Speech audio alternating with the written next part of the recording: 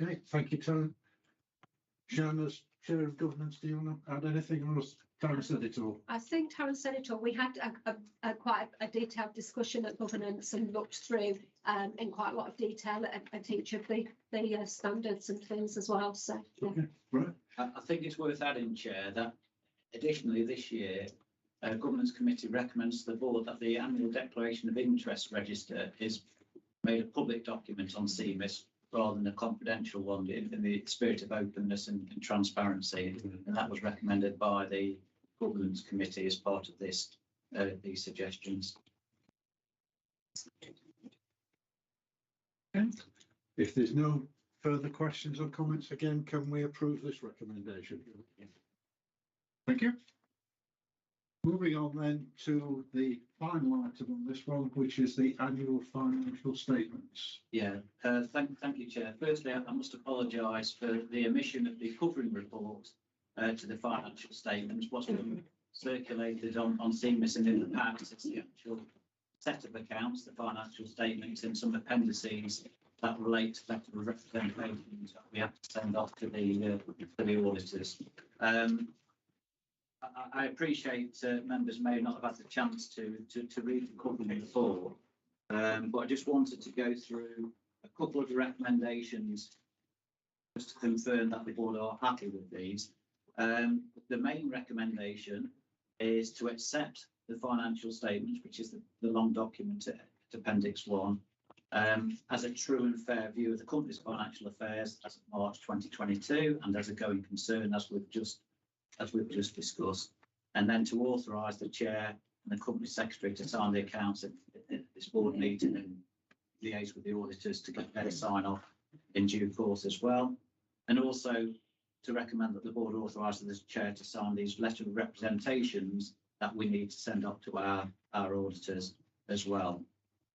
I think the other thing that I would like to note, in addition to the financial statement, is our comments on housing related services as detailed in section 4.10, and these are areas of the business that are non-social housing, but they are housing aligned. And the board may recall the paper back in January this year where we looked at the level of expenditure on these housing related services, and I think it's important to note that the operating deficit continues at a similar type of level as in previous years, at around 1.7 million on areas such as homelessness, the public buildings maintenance contract, the Milestone House, and our Derby Advice Team's housing options, etc. And this level of support is around 3.5% of turnover, and there's no question that these are within the objects of Derby Homes, so it's fine for Derby Homes to undertake these types of works. But I do think it's mindful that the board should consider any additional financial support in this area should be treated with caution, because arguably the level of support is at a relatively high level already, and obviously this is open and transparent and shown within our accounts, this level of support that is being put into these areas of housing related activities. So I wanted a specific recommendation for the board to note the level of support on these housing related activities to be included in this covering report. Are there any wider questions about the financial statements or anything included within the figures at all? Similar to the previous report, this has had thorough discussion at Audit Committee. Apologies, yes, it did go through Audit Committee last month. There were a couple of minor notifications from the external auditors. They were not material, so we didn't change the accounts, and they've accepted our comments in response to those queries raised. As usual, the figures are completely skewed by pension scheme variations, which the board will be aware can materially change the figures each year, and they will change them massively again this year. But the underlying position is as we've reported through to the board throughout the year, there was a relatively small management account loss, and that's really the true underlying position of the company's financial performance last year. Ian, any further comments as chair of audit? No, the audit committee was happy to recommend this to the board. I've just realised as I'm looking at this that in the next meeting, this is the one meeting. So in the next meeting, there is a report back from the chair of the audit committee. That's right. Which is not in front of me. I had very excited to say, but we're actually going to have approved this by the time we get to this one. What I will just say at another meeting is You just crossed out most things. we approved the financial statements. Move on quickly. Okay, right. And we do. Any further comments? Any questions? If not, can we approve those recommendations that Michael laid out? No problem. Okay, good. Right, thank you very much for that very efficient meeting. I hope this is a marker for the rest of the evening as well. And now, Maria, we can all go and get a sandwich. You can go and get us on the way. Me and Roy can't, because we've had ours. The second. Goodness me, we've got through that confusion and that meeting. Yes. Here we go.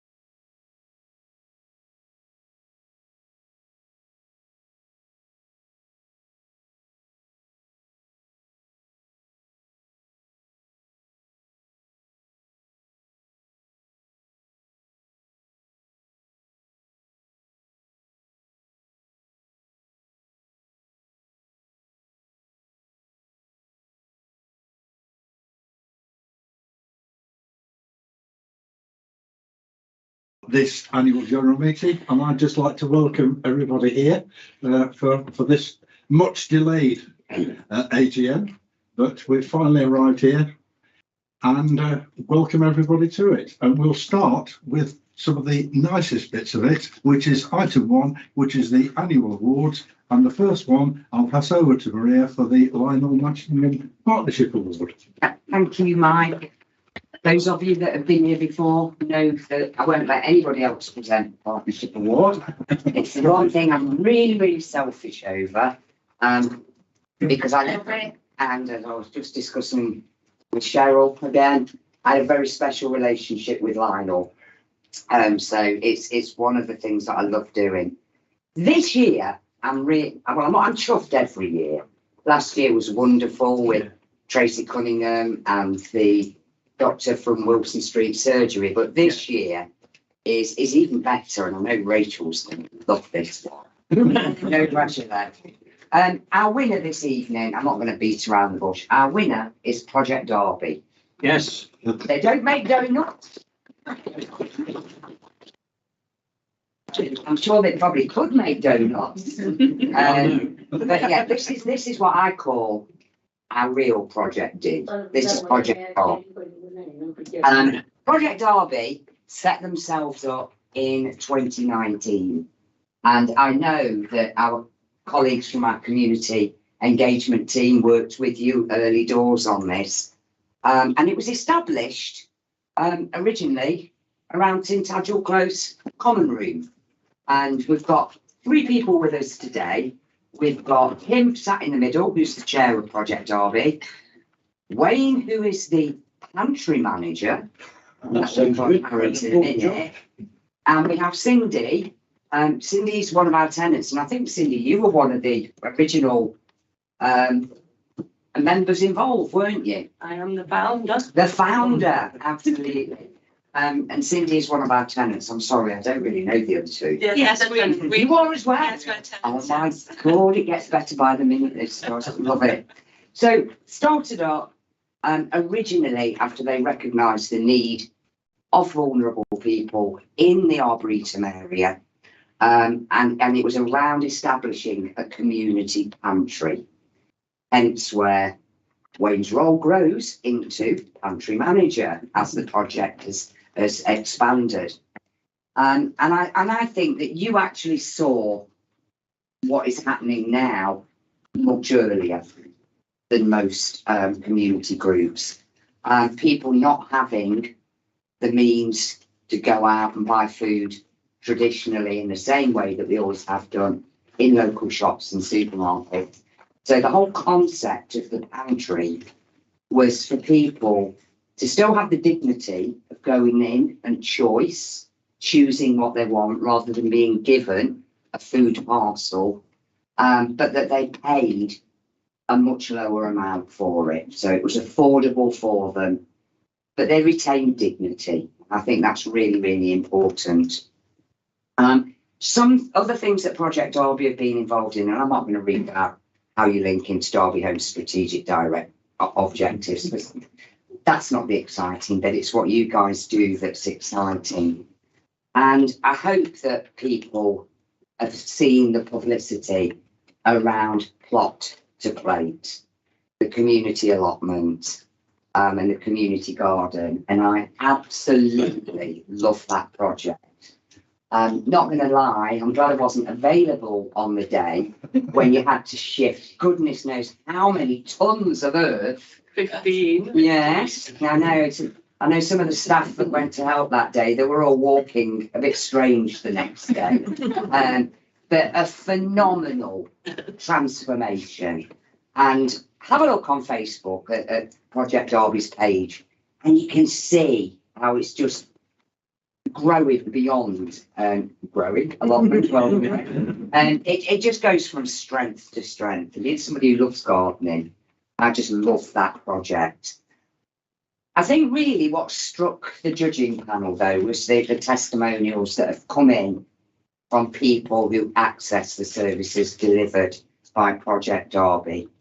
Work that you're doing to support people with addictions, work that you're doing to reduce social isolation, providing support and general friendship. And that's really, really important. Just a place where people can go, feel safe, feel secure, feel like a person. And I think that is absolutely fantastic. I know that there's other groups across the city that are learning from the work that you've done. So certainly from me, and I think from Rachel as well in her role as Strategic Director for Communities at the Council, Project Derby, we wish we'd got a dozen more of you. Fantastic achievements in one of the most deprived wards of our city, one of the most diverse wards in the city as well. I just want to say a huge congratulations. It's hard work. Yeah, ups and downs. I know there's been ups and downs, but really that's all I can say. It's your award, and I'm going to ask Cheryl to present it to you on behalf of her late dad. And I'm just really, really proud of you. There you go, Cheryl. Congratulations, Paul. Come on, Wayne. Come on, Wayne. You've got to get in on it.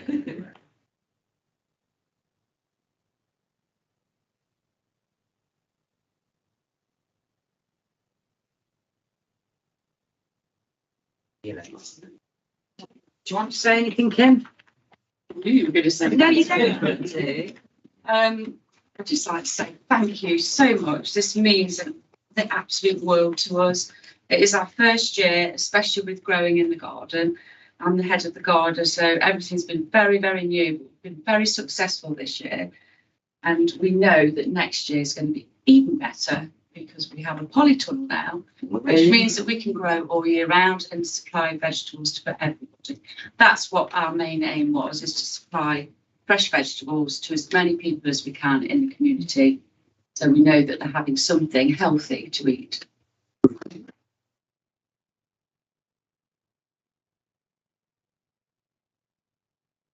You two, as well as I know. I got a clue who I was the first time. No, she's just told us that. You can get off and enjoy your evening now. Thank you very much. And watch our celebrity. Can I just say, It's love you when you watch it as well.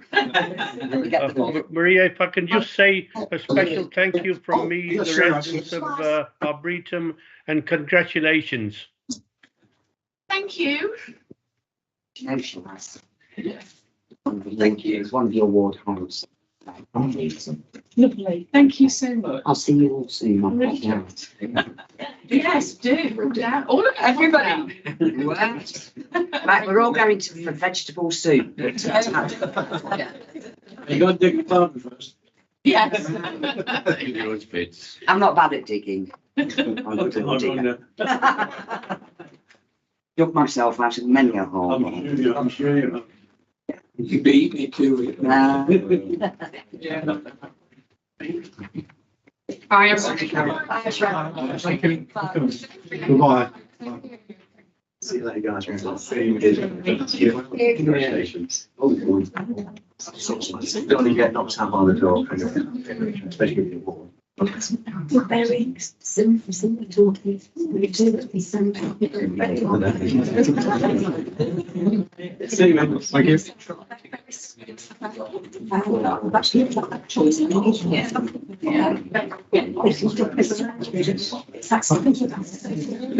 The second pleasure that we've got is my turn now to do something nice.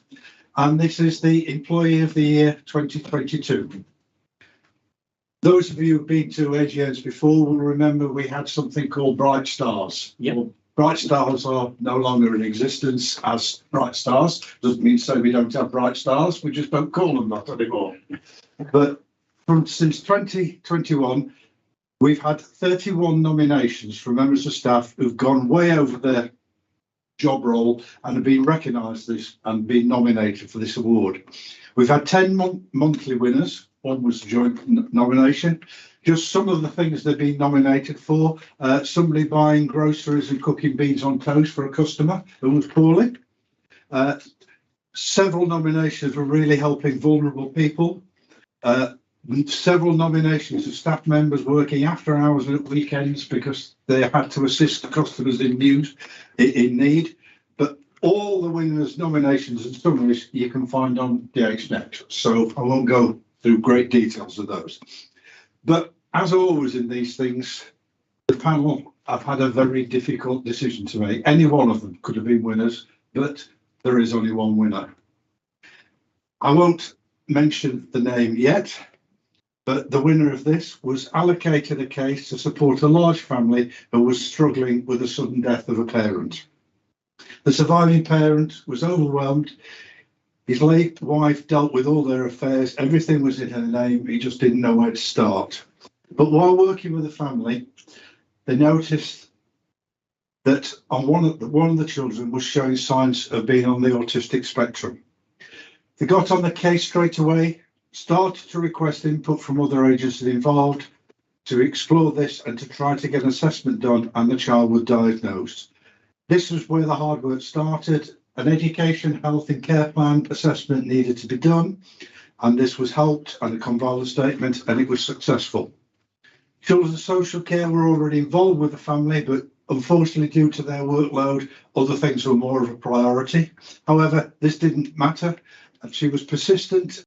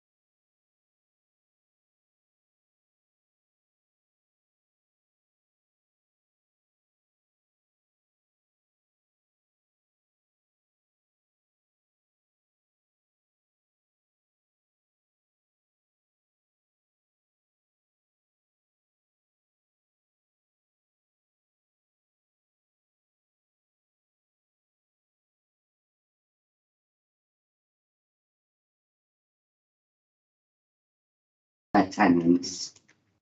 So a big thank you from me. I know that you and your team do this every day, and you really are part of an amazing team. Thank you. Yeah, you want to. Yeah, can I just add something? As an autistic adult with mental health problems and neurodivergent family members, I've taken all of that on myself, and that is just for the rest of the board, that is a supremely superb commitment to make to a family. I mean, I cannot express to you the thanks, because I'm involved in a lot of work within Derby and Derbyshire about promoting the needs of autistic people, and we need dozens of people like you in order to be working across all sectors and services. And from one autistic person to somebody who has had a lot of difficulties with support, thank you so much for for that family. You know, I'm not going to say on behalf of that family, but you know, that is a superb amount of work to have achieved for a family, and I'm so pleased that that you were there for that family. Thank you. Thank you.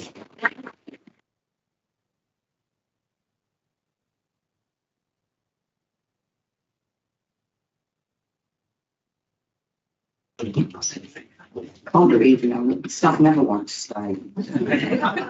I was going to offer them to stay for that. Shoot for the door. That is an extraordinary amount of work that she would have done for that family. An extraordinary amount of work.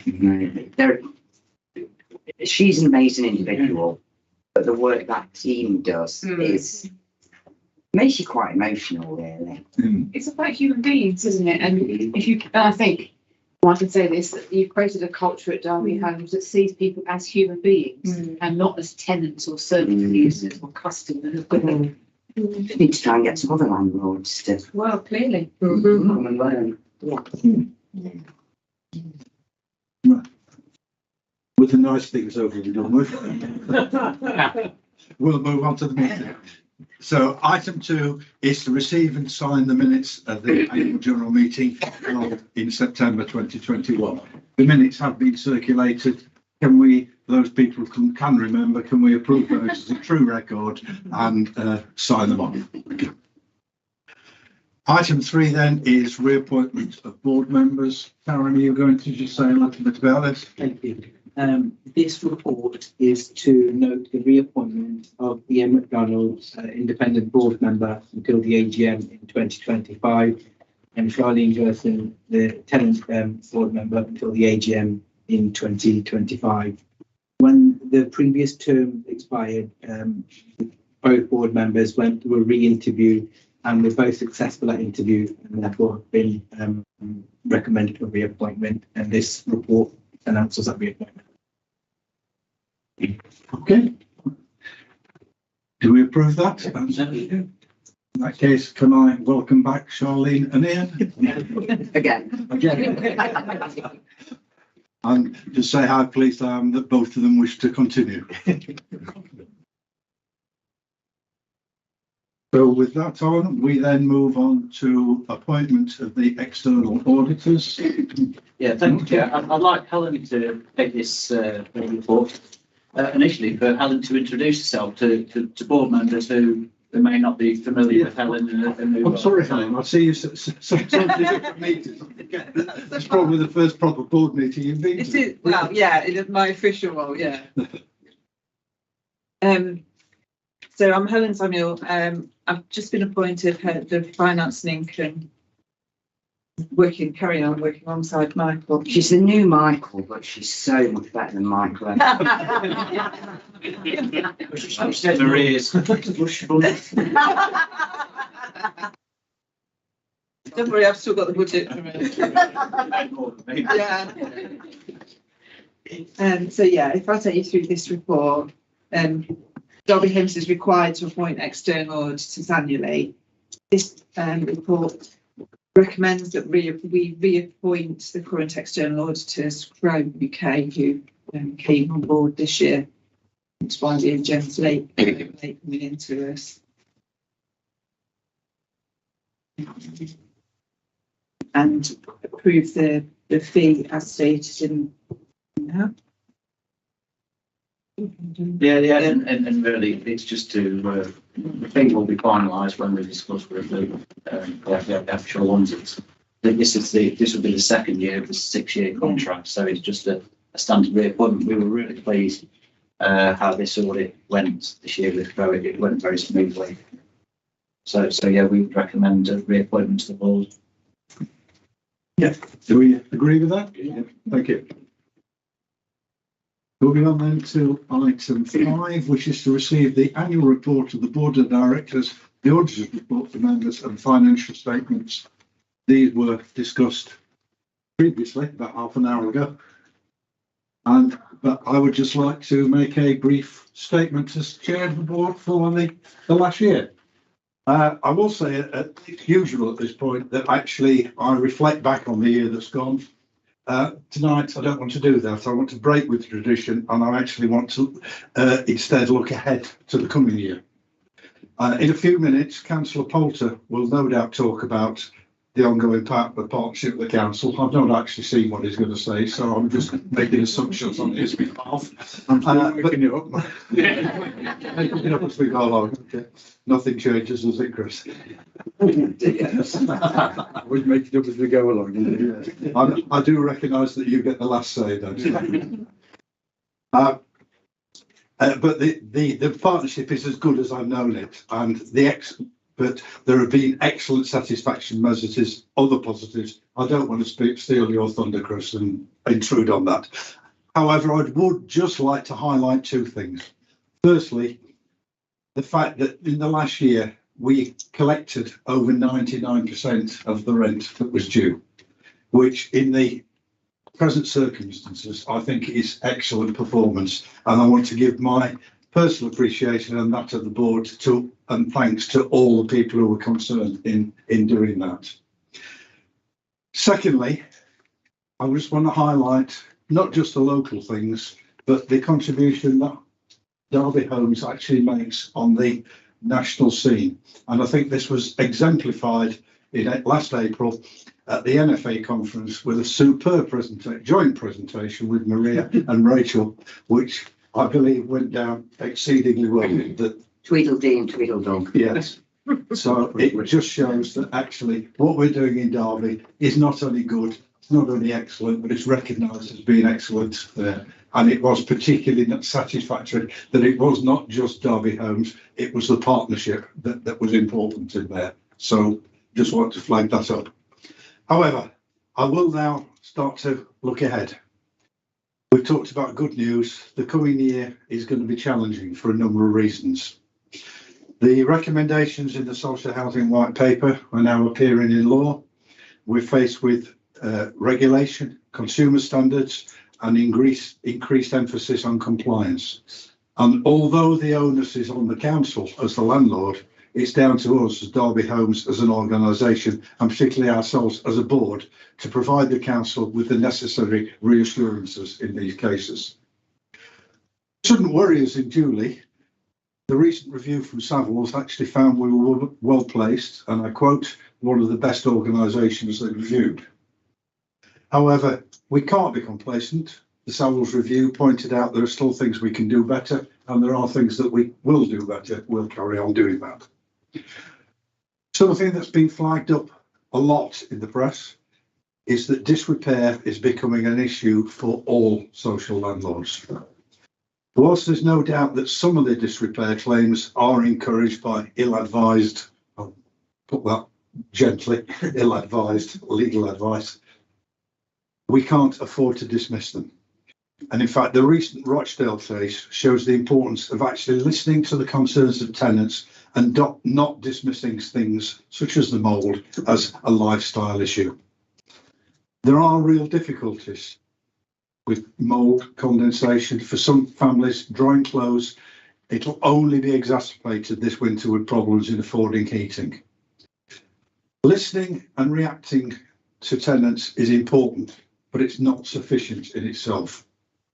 We need to be proactive as an organisation. We need to go looking for issues, and whenever we visit a property, we've got to have our eyes open to flag up the issues before they get raised to a disrepair issue.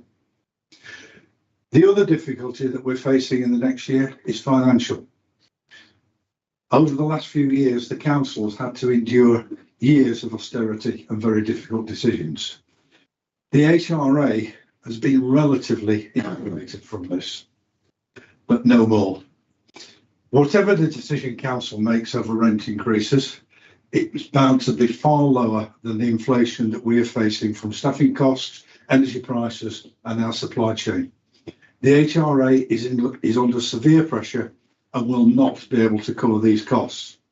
We are going to have to make difficult decisions and really concentrate on what is actually important to our tenants. If we're facing financial difficulties, those faced by the tenants will be far greater. The same pressures from energy and price inflation will leave them facing a hard winter. at a time when our resources are stretched very thinly, there's going to be even more need for them. I don't want to really finish on that gloomy note. There are difficulties, but I do have the utmost confidence in Derby Home staff to do their best to rise to these challenges. We've just seen an absolute perfect example of the lengths that Derby Home staff will go to do that. So I am confident we can raise the, it's not going to be easy, but we will do our best. And then finally, just in conclusion, I'd just like to offer my personal thanks to our council colleagues for the spirit of partnership and collaboration that we had, to all the staff at Derby Homes for their efforts in making this such a great organisation to be involved with, and also particularly to all my colleagues on the board for their continued support to me and patience with me at times. Thank you all very much.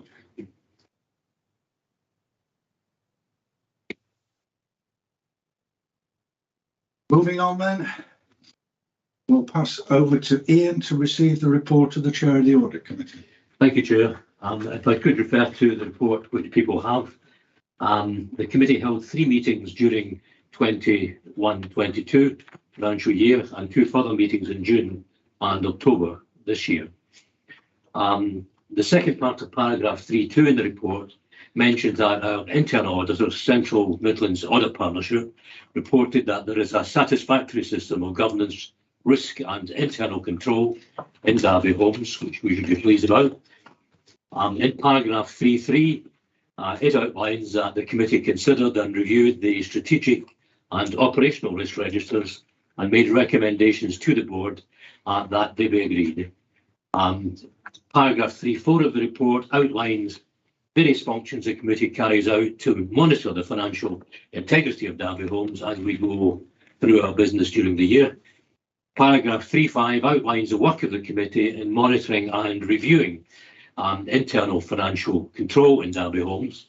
And last but not least, paragraphs 3.6 and 3.7 record my very grateful thanks to all of the committee members, the staff of Derby Homes and the auditors who are involved with the work of the committee in helping us through during the course of the year to do what I hope is good work on behalf of Derby Homes.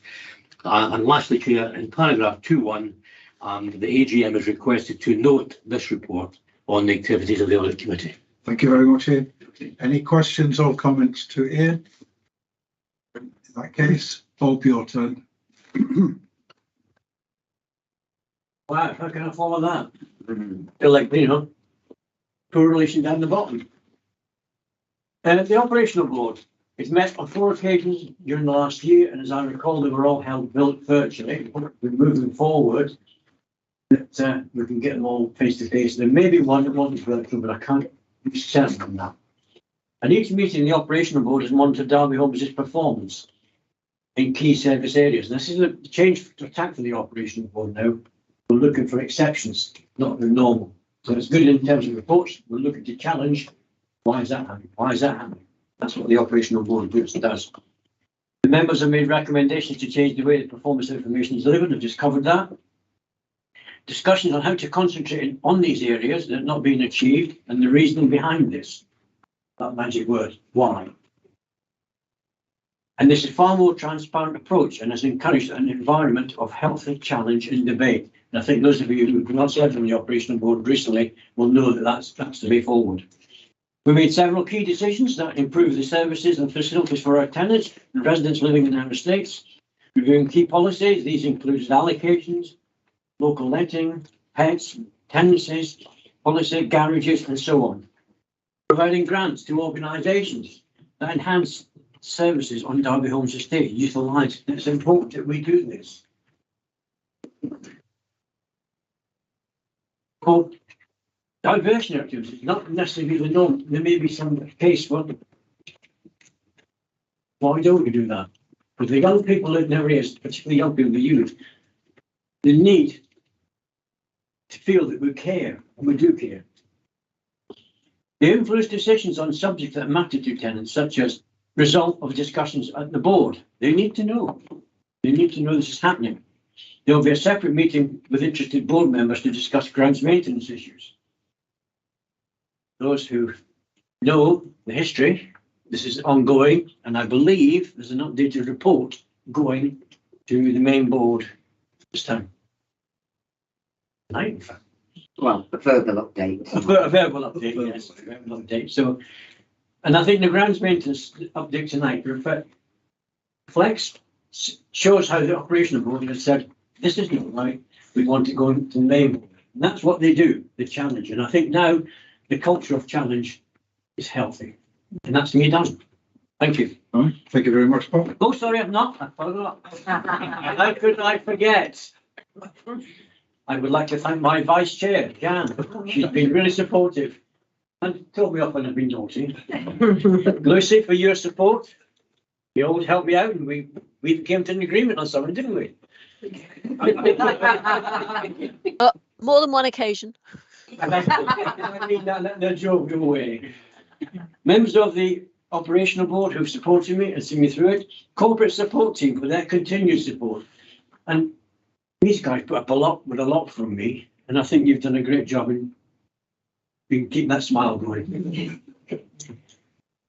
And of course, not forgetting one important person's support, without whom I could not carry out my duties at Derby's home tonight. For those of you who know her, she's called Mrs. M. For those of you who don't know her, it's Mrs. MacDonald. And she's, for those of you who know her, she's affectionately called Mrs. M throughout the business. So without her, I couldn't be here tonight to do this job. So I thank her for her patience. That'll cost me something, won't it? Thank you. Thank you. Any questions, comments to Bob?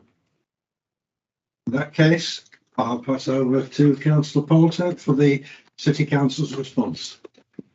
Well, I almost asked Bob for some tips on how to get on well with. I'm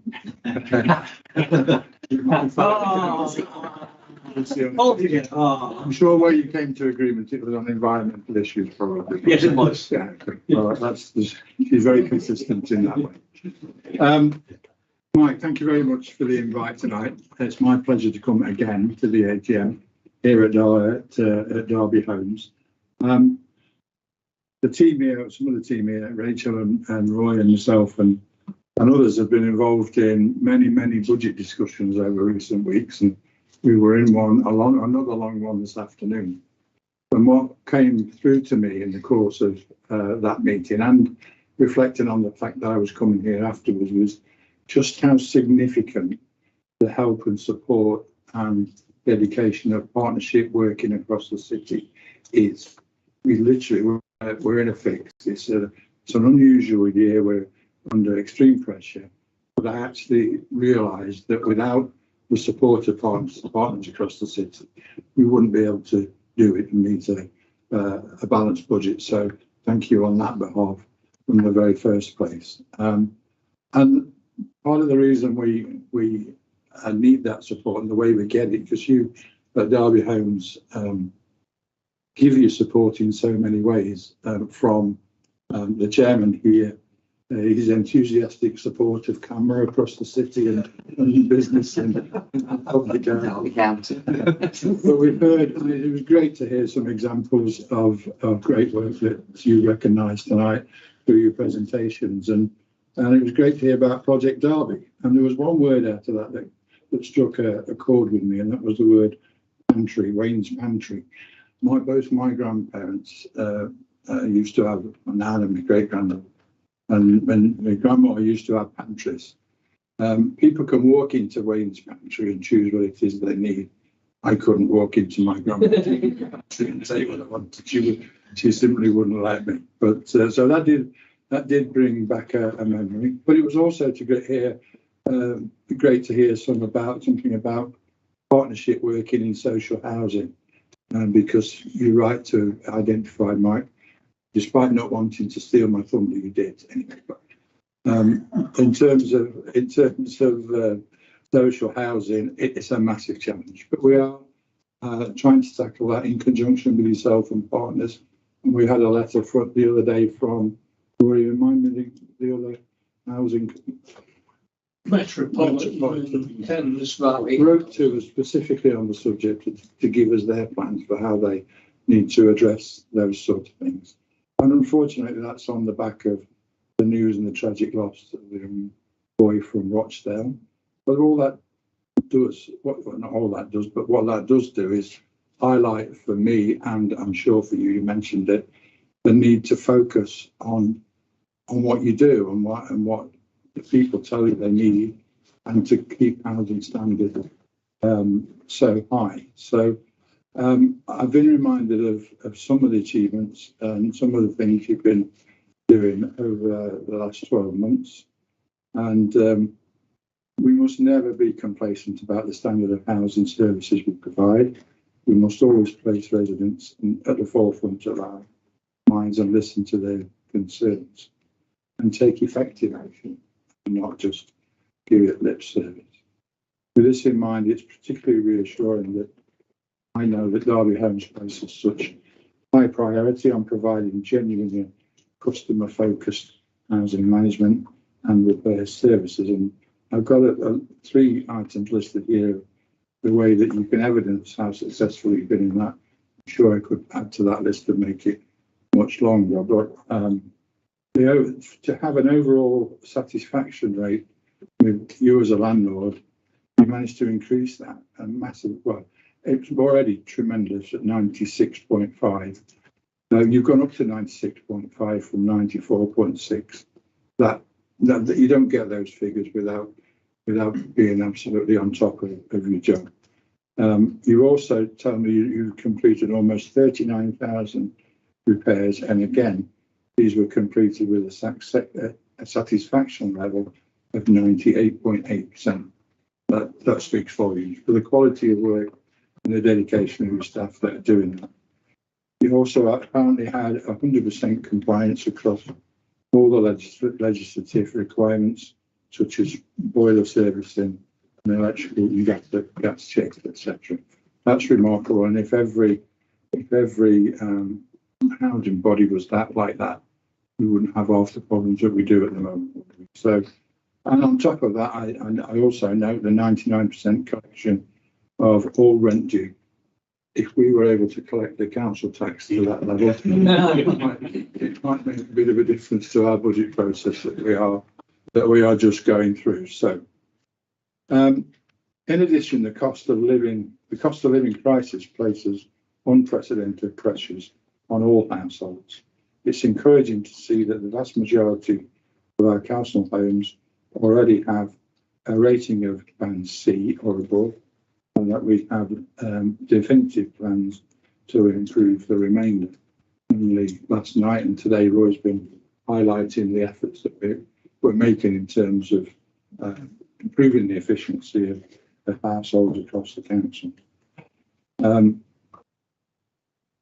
It's also important that, given the extreme pressures that our communities are facing, that Derby Homes, through our citywide partnerships, is able to support the most vulnerable in our communities.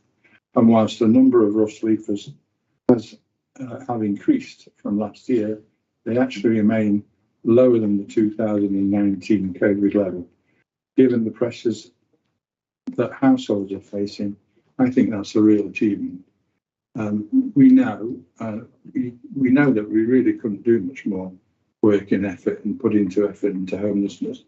There's an element of people who, for whatever reasons, they choose to sleep on the streets for whatever reasons they're known only to themselves. You can offer them appointment, housing and support, but sometimes you just can't lead a horse to water. So thank you for your efforts in that regard. I know it's been recognised in many ways, but it's certainly appreciated across the council. So all these are impressive and in many cases industry-leading results, particularly given the current financial climate. But to me, they provide reassurance that Derby Homes, with strong partnerships across the city, is protecting some of our most vulnerable residents, while still providing a sharp focus on what tenants and lease holders really value. In March this year, Derby Homes commenced a new 10-year partnership with ourselves, and I look forward to working with the board and its officers as we face the significant challenge as described by Mike going forward. So I'd like to thank you for that.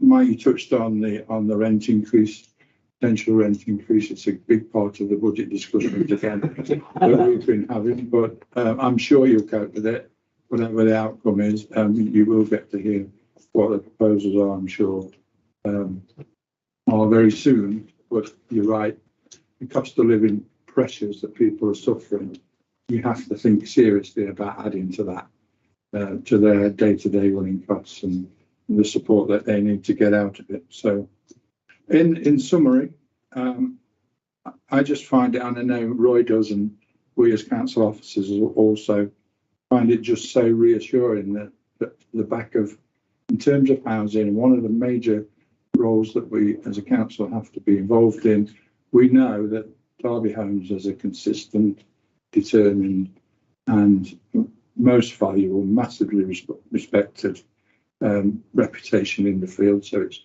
good to have that as a comfort feel for when we need to address the issues up there that we all face today. Just as a final finishing mention, I don't know, I think some of you are probably aware, but one of your board has served this board and Derby Homes for quite a long time, but is taking advantage or taking the decision, I think very well deserved decision, to retire from being his member as a member of the Derby City Council. And I can't go back as far as his history is in local government. I'm sure he could and can tell you all about it. But I hope you join me in recognising that this might be his last board meeting as a member of the council. Last AGM as a member of the council. And I can't thank him enough for his, it's again another comfort to me that I know I have a member of cabinet and the council who knows the business from back to front, and probably better than I will ever learn, but he's been dedicated, because he's been dedicated to it over the years. And I wish him well in his retirement. I'm sure there may be one or two aspects of life that he might still want to keep an interest in, but if this is his last AGM, then I would like to ask you to join me in thanking him for his contribution.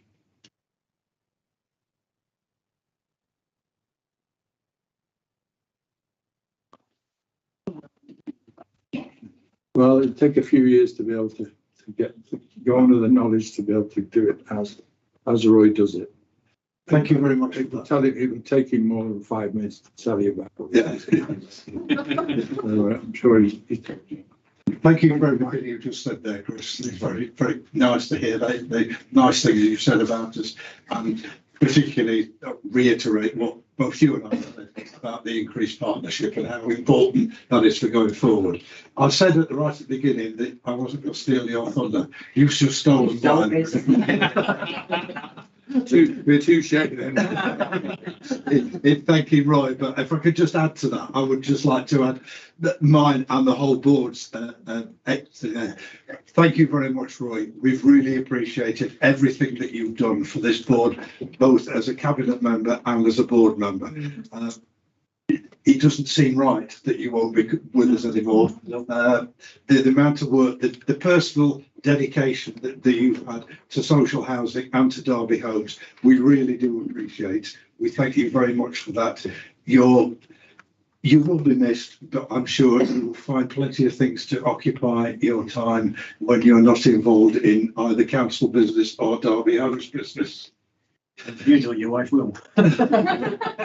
probably involving maggots and imitation flies. Yeah, and I hope that this means that you'll no longer be able to use me as an excuse for the state that you get home in occasionally.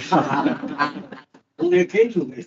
I was going to beer festivals on a regular basis. I might be able to join Cameron. I'm sure that will continue. One of my abiding memories of Roy was at the beer festival, and we were listening to the Beer King and to the mayor's speeches, and Roy got his back up against one of the poles in the room there, and just as it finished, I turned and looked at Roy going.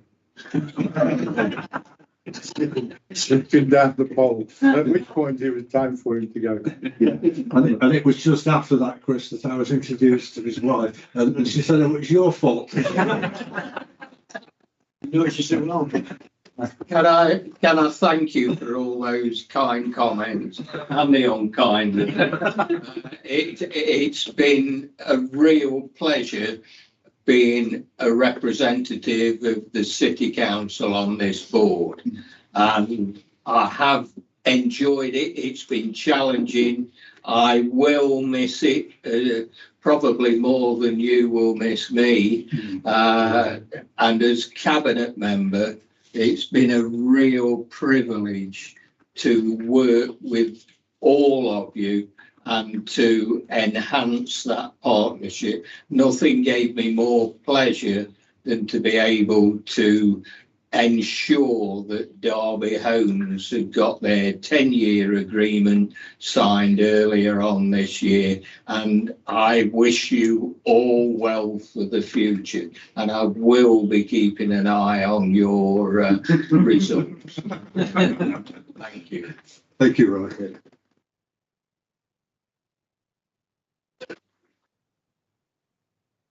We now move on to item 9, which is questions from the members of the public. This year we have 3. I'll read out the questions and Maria and Michael will provide the answers. First question is, why don't Derby Homes budget, plan and spend your finances on the properties you're supposed to be maintaining on behalf of the City Council? You're failing in maintaining these properties and you're spending the limited finances you have on non-residential matters.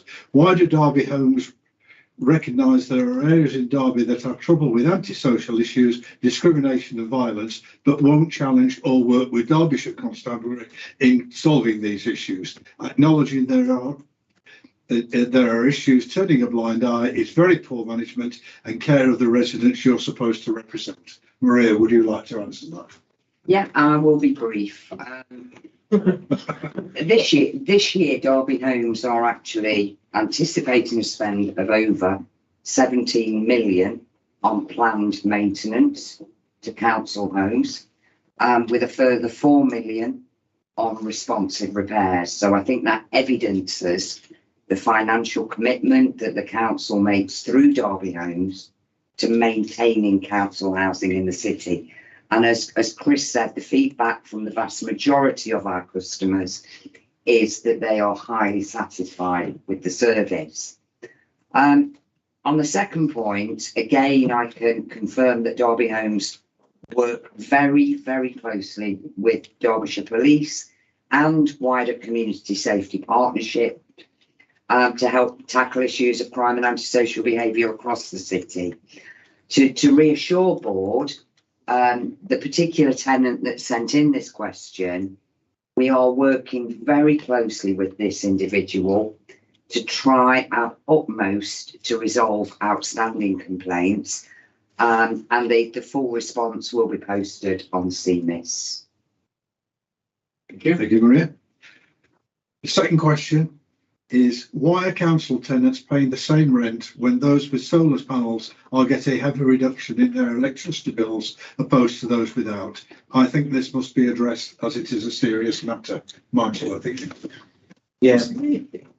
Yeah, the council has got a policy not to charge individual tenants via a rent add-on or a separate service charge for all energy efficiency improvements made to tenants' homes. And those improvements could be solar panels. There could be other works like the external wall insulation that we've got some good examples at Allington at the minute.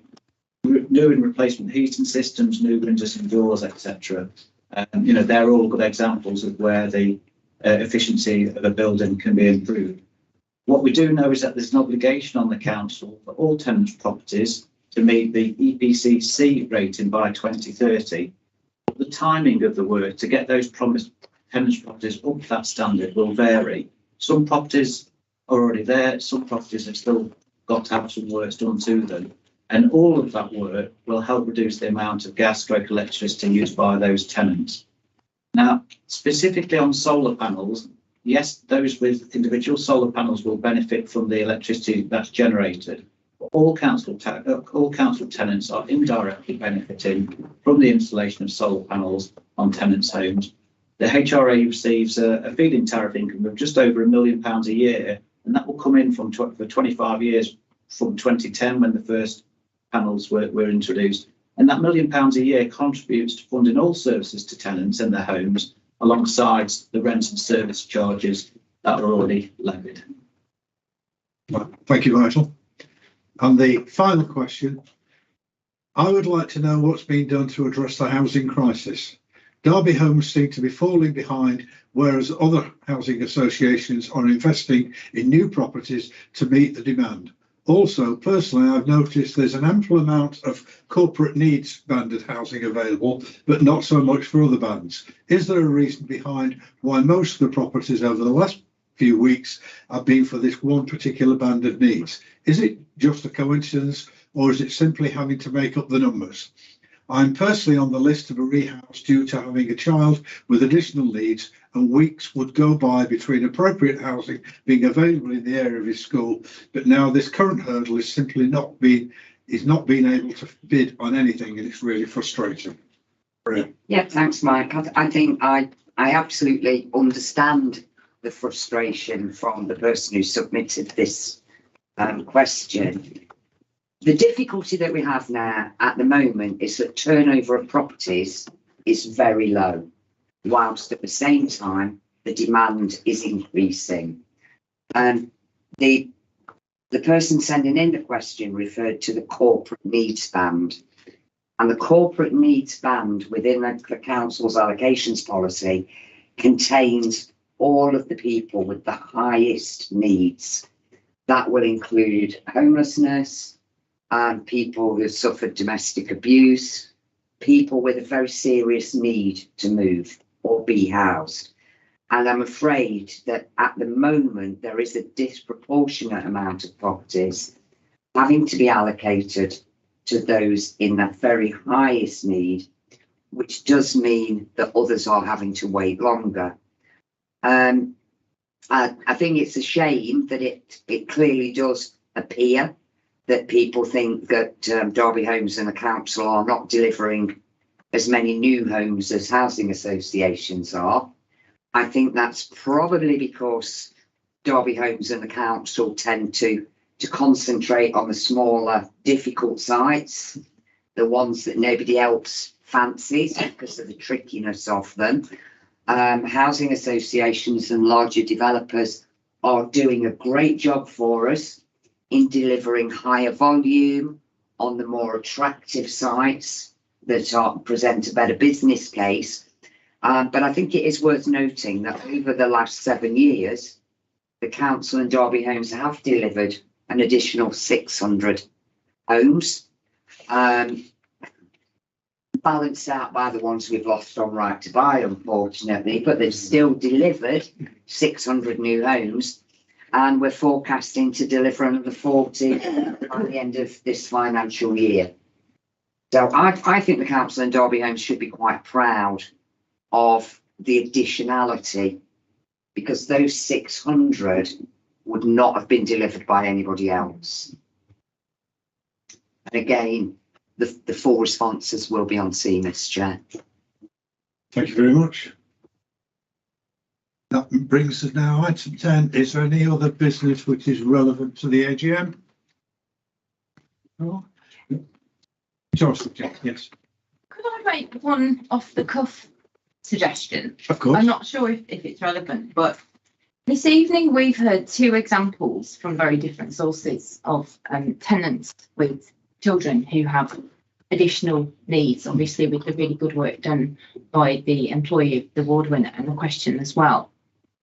Is there any capacity within Derby Homes at the moment to kind of set up a specific remit for a team or group of people? You know, we have support for domestic violence, we have support for people at risk of homelessness, I'm sure we have support for people with substance misuse and things like that. But the need of families, tenants, families who have children with additional needs and the high level of challenge that those face, is there any remit within the organisation that we could set up a specific team to support families within that. And I'm just putting that forward as a suggestion. I think it's something that we should take away You know- and have wider conversations on.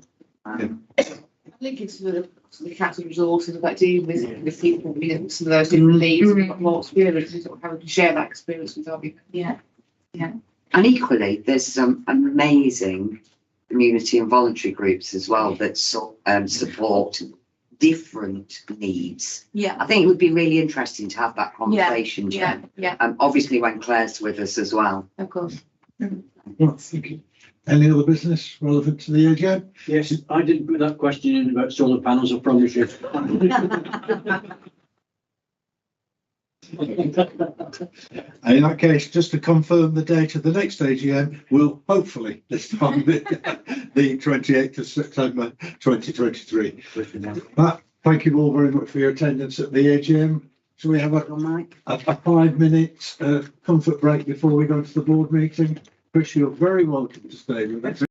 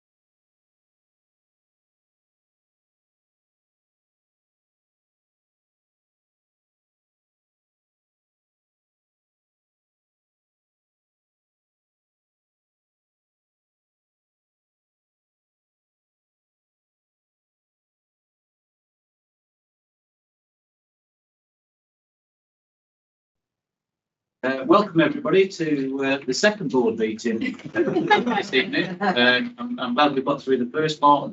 We've had the AGM, and now it's on to the business as usual part of the board meeting notes. I think the first role for me to do is to elect a person to preside confirmation of the chair, and Jen's going to take over this particular role as we move on to the first item, which is the confirmation of the chair for our homes for this year. And I would just like to propose that we reconfirm Mike as chair. Great. Yeah. Over to you, Mike. That was good. Thank you, everyone. And thank you for your continued confidence. If we could now move on then to having confirmed myself as chair to the appointment of vice chairs. As far as I know, we've had 2 nominations, and that is for Bob and Lucy to continue in those roles. Are we happy with that? Yes. Okay, thank you. Item 4, then apologies. The only apologies we have is Claire, who's unwell, and possibly Lucy, who may have to leave us early. And you've got Councillor Pearce as well. Oh, yes. Yes, he's got IT problems, so he's not been able to join us online. Oh, right. Deja vu. Yeah, we've all been there, or at least most of us have at various points, yes. I don't think there are any late items. Are there any declarations of interest other than the usual? Okay, announcements from the chair. I have 3. The first one is that, again, long-standing board members may remember an incident in Waterford Drive in 2010. There is going to be a coroner's inquiry into this incident. It's only 12 years after it happened, but the coroner's inquiry will take place shortly from the 9th to the 16th of December. Both the City Council and Derby Homes are giving evidence into the circumstances as to why the individual involved in this was rehoused. Just to inform the board that media interest is very likely in this, but any inquiries will be handled through the council's press team. Do you want to add anything to that, Maria? I know how much you're looking forward to it. There's really not a lot to add. It's the 3rd attempt at the inquiry taking place. I hope for the families of the deceased that this time it's able to proceed. Second item is just to inform the board that we have now arranged a date for myself and the vice chairs to do Maria's mid-year performance review. That will take place on the 19th of December following our chairs meeting. Yeah. And the final one is good news for if anybody, unlike me, but like Maria, happened to catch the ITN news at 9 o'clock this morning. At 7 o'clock. 7 o'clock this morning, sorry. That Derby Homes and the City Council got a very honourable mention. The national news. Yeah. It's to do with a scheme which Sean will now tell us all about. Yeah, well, we all briefly. We all feel so helpless, don't we, in terms of what we can do to support people through the cost of living crisis. I'm sat back rocking in my chair in my office a few months ago, thinking, what can we do? What more can we do? I know Regional 8 Homes, and we're doing all we can in that respect. But I thought, you know what? We've got a wonderful bunch of suppliers and contractors that work so well with us, that are offering so generous. I'll try and squeeze a bit of money out of them. So I put together a bit of a begging letter, whizzed it out to them, and then over the next 2 or 3 days, nearly fed off my chair 3 or 4 times in this meeting room as I'm getting offers of support for £2,000 and £4,000 and another £4,000 and another £2,000. And so far it's topped over 28,000 and it's still heading northwards.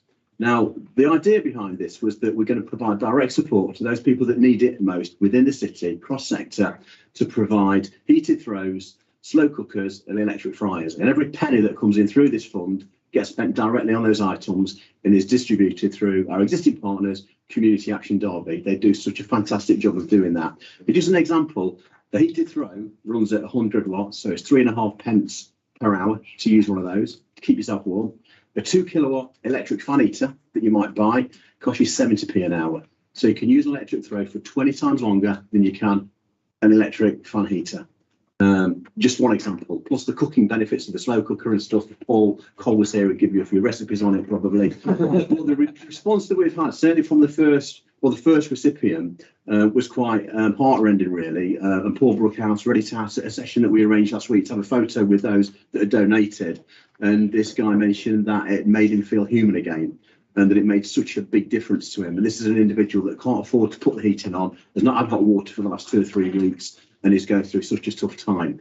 So it's great that there's going to be, you know, another 499 recipients of the throws, hopefully, another 500 on the slow cookers, and another 500 on the air fryers. I was hoping initially to get 1,000 of each, but the price of those items has nearly doubled in the last 4 or 5 months. So again, it's another kick in the teeth of those people that can't afford it. Sure. Is it worth mentioning Bill Base's generosity on this? Bill Base have been fantastic. They've donated £5,000 towards it. They've agreed to procure all the goods at zero profit.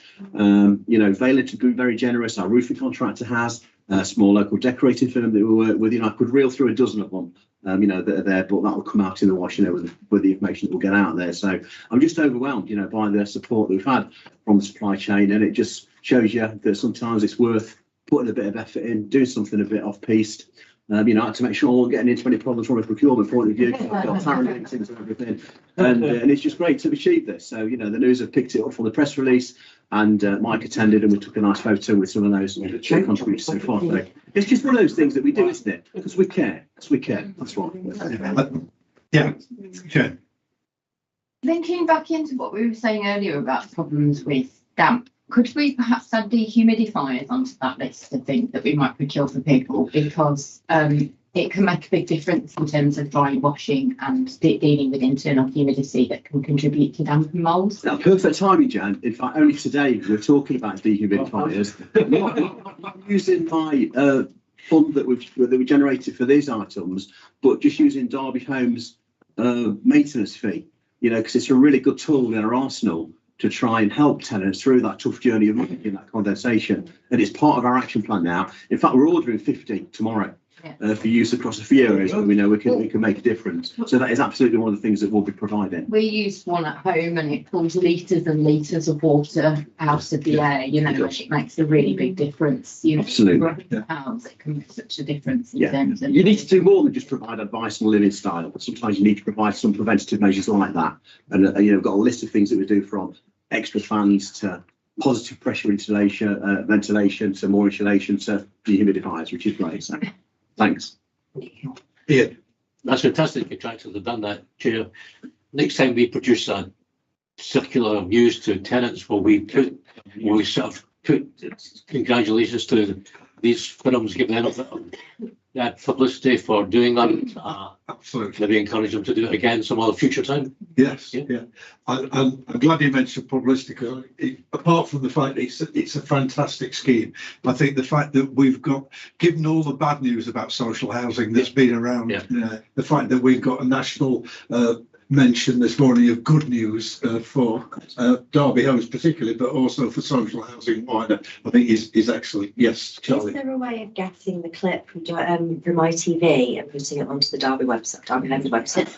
Paul will know. Because I think from some of the questions earlier from the public and everything else, I think this is exactly the type of thing that maybe some people have not seen. Yeah, just give a link to it. Probably already looking. Yes. Press team at the City Council will have picked that up, and if I get the link sent to me, I'll make sure it's sent over to you. Right. Yeah, that's really useful, Roy. In fact, the press team have picked it up and already got it on your website. Yeah. So we've got the photograph that we took last week. No, we mean the TV. TV. Yeah. Well, is it part of the work we're doing as a team? Yeah. You know, because the cost of living crisis work we're doing across the City Council with Derby Homes, Derby, all the rest of it. Have we done the similar thing that you've done to our supply chain then? I think you've got the opportunity to do that. I'm not sure. Well, it's quite new at the moment, Rachel, because it's really just built over the last 3 or 4 weeks. Sorry? Do you want me to answer? Well, then, yeah. The answer's no, Rachel. I think I want to sure pick this one up purely out of his own will wanting to do something. We should do that. We've got a bigger supply chain potentially, some of our, Viability, some of our big suppliers. Maybe Sean, Forest Sean's begging that. Yeah. I've got a capture in my sites at the moment as well. I'm waiting for a contact for capture. Yeah, there's loads of space. Yeah, we just. We used it in the past for the Skegness children. Yes, that's right. Yeah. Holiday family centre. That's right. Yeah. Okay. Nice to have some good news. Moving on then, statements from members of the board. Any statements from members of the board? Thank you for your confidence in voting me back in again. I appreciate that. Thank you. Thank you. This time we have no questions from the public. We've dealt with those in the AGM. Moving on to item 7, committee chairs feedback. We won't bother with A because you've got the minutes. So go straight on to Jan, Governance Committee. Okay, and I hadn't realised that we've actually had 2 meetings. We had one last week. This week? Last 2 week? weeks ago. I think. Yeah, but then actually I've just realised we had one on the 1st of September as well. Yes. So just going first of all to the 1st of September, we had a report on the mutual benefits of flexible retirement. And also we had an update on the leaving employment policy with an addition that upon somebody's employment ending, that their right to any pay award increase was also ended on the date of their 1st of September, so that's right. From 1st of September onwards, yes, we agreed that any backdated pay, any outstanding pay wouldn't be payable to leavers. Yeah. Okay. And then we had a meeting a couple of weeks ago, and a bit like Ian with the Audit Committee, we've actually discussed the majority of the agenda at our first meeting tonight. And the only other item on the agenda was the all of 85 applications that were intended during the period as well. So, right, thank you, Jean. Any questions to Jean? Ian. On the Audit Committee Chair, the agenda says the meeting was the 22nd of September. It actually eventually took place on the 17th of October with all the proposed meetings, rearranged meetings. And again, just following on what Jan said, I had a lot to say about the annual report and financial statements, which have now been approved, and we were going to suggest that they were approved, so I'll pass by that. The committee considered, discussed and noted the internal audit progress report. The committee considered and discussed the annual fraud plan and agreed that no changes to the current fraud plan were required. The committee also considered its self-assessment return forms, and the general commentary on the self-assessments raised no significant areas for concern, so we weren't making any changes in respect of that, and that's all the significant things that happened. Thank you, Ian. Any questions for Ian? No. Item 8. Does anybody wish to discuss anything from Part C? No. Okay. We'll move on to Part A then and take the minutes from the last meeting on the 28th of July. First of all, as usual, if we look at them for accuracy, on page 1, 2, 3, 4, 5, 6, 7, 8, 9, and 10. So I take silence as agreement, and we agree that I sign those as a correct and true record. Going back now for any matters arising which aren't going to be picked up elsewhere, again, page 1, page 2, page 3, page 4, top of page 5, I believe, Roy, that you've had the information that you asked for. I have indeed, and we've had further discussions on the subject. Thank you. That's right. Is anything else on page 5? Page 6, Top of page 7, Sean, you're going to give us a verbal update. I'm going to, yeah, on the grounds maintenance issue. The update from my head of service for this area is that he attended the operational board meeting on the 22nd of September, and the operational board made a number of recommendations. And one is that a service review is held. A service review is held with representatives from both Derby Homes and Street Pride, for them to engage in conversation to agree new service standards for the year moving forward. Part of that process has already commenced, and there's been a number of meetings between officers from both organisations, and that's going pretty well. There are further sessions planned with stakeholders in December. So I'm sorry that I'm not in a position to be able to bring back a full report to the board in relation to that matter until they've concluded this service review. Ian's planning to bring that review back to the operational board in February. By then it'll be concluded. And if you feel then that there's the need for further escalation back to the main board, then we can bring that. I'm going to be over this like a rash now with Ian and the team to make sure, you know, that there is a tangible discussion held and that there's a meaningful outcome in terms of them being serious about the standards that we're going to set. So I don't want to predict or preempt any of that because the teams are working together on that. But I'm just not in a position at the moment to have the outcome of that to be able to bring anything meaningful back to the board at this stage, I'm afraid. But it's going well. Right, Rachel and then Sean. Just to reinforce the office discussion at the last meeting, is taking it very seriously from the district council point of view as well as from the Derby Homes point of view. And I know the team working really, really hard with Sean's team to try and find a resolution that fits both of our needs.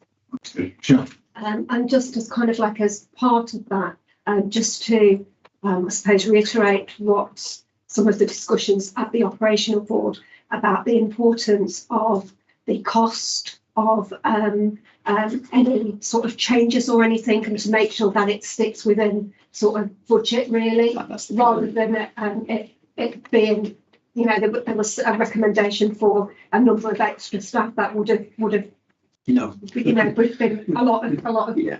It is absolutely clear that the board rejected that proposal for the extra staff and they're working within the envelope that they've currently got. So I'm really looking forward to seeing what the teams come back with, because I'm pretty confident they'll transform this service and meet our demands moving forward. Thank you. That's not to you, Sean. Thank you. Okay.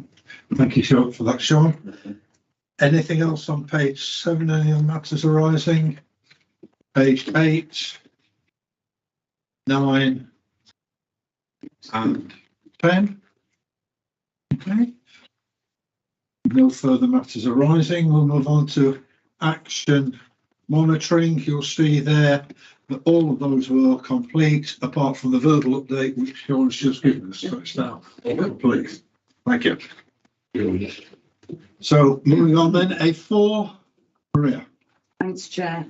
First part of my report this evening relates to a new piece of legislation that came into force on the 1st of October.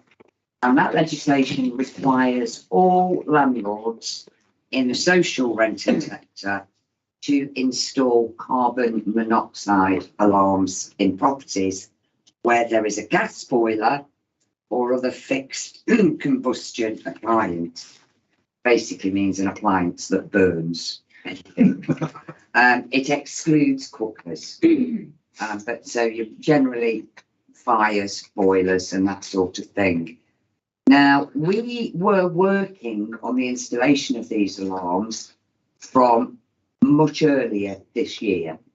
It didn't become clear until later on, around about August time, that the government had set a date of the 1st of October for all landlords to have installed them in all of the required properties. Now, that triggered some discussions very quickly, certainly through the Federation of Almos, but I would imagine through all local authorities, with the regulator to say, I don't think we are going to have it done by the 1st of October. The regulator then came back with some guidance, which I have put word for word for you in paragraph 3. So my advice, well, the situation that I want to advise the board of is that we have fitted around 7 alarms to 7,000 homes now out of total stock. So that, in my rough maths, equates to around 60% of properties that require them. And we've been doing that through a variety of different means. We've been doing it on gas servicing. We've been doing it when we do repairs when homes turn over. And we've been doing it when we install new heating systems. We have also been using an external contractor to support us on it. Now, the most difficult thing now is getting hold of alarms. ACO are the main producer and distributor of the approved carbon monoxide alarms. Now, I have to take my hat off to our team, in the gas team, because they had the foresight to order a huge amount of these very early in the timetable, and we received them in. ACO, though, now, trying to be fair across the country, have rationed their delivery. So most organisations are receiving a couple of hundred in each batch, trying to spread it out across the country. Now, my current assessment is that we in Derby will have completed installation by June 2023. At that point, we will be 100% compliant. Now, the board are required to approve or otherwise that as an acceptable time frame, given the supply chain demands. There is no way I can speed it up because we can't get them.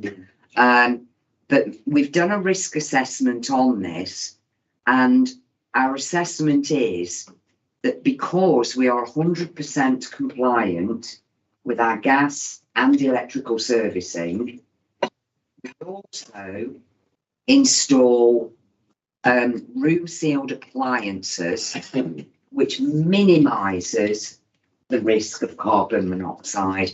I think that we are adequately managing any risks that exist to our tenants, and therefore I recommend to the board that you approve that time frame as reasonable, and that will then enable me to report back to the council next week at the strategic partnership meeting, so that the council can have the assurance that the board are aware of Derby Home's position, and that the council are assured by that, and that will remove our need to self-refer to the regulator.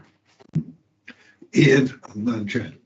Sure, just on paragraph 4.4 on page 14, where the regulators' wording is quoted. Regulator said it's a matter for boards to reach a judgment about timeliness, bearing in mind the need to mitigate the risk to tenants, which to me says if anything happens, you're on your own, and you're up the creek without. You're up the creek without. I think that's a fair. So can I just ask you, the smoke and carbon monoxide alarms that are being rationed by the supplier, are these mains wired ones, and are the battery operated ones that can be used as alternatives? The battery operated ones, in almost every one of the sectors currently fitting 10-year battery operated carbon monoxide detectors. So and these are just not available. No, they're tricky to get hold of. I'll be honest with you, as we move forward over the next 10, 15, 20 years and we replace, for example, smoke alarms, we're likely to then link up or go for combined carbon monoxide and smoke alarms. But for now, to comply, we're more than happy going with the 10-year battery operated ones. Yeah. So I'm just wondering, I think if we're going to, since that's obviously very careful wording the regulators have, and Marie, you mentioned a couple of points about us having good sort of good levels of other things which might mitigate this.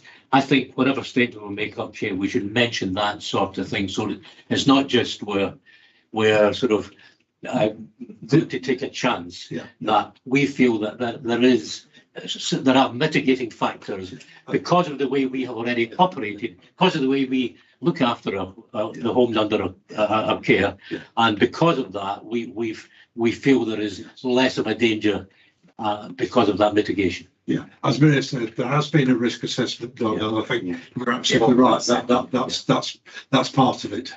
Yeah, Jen.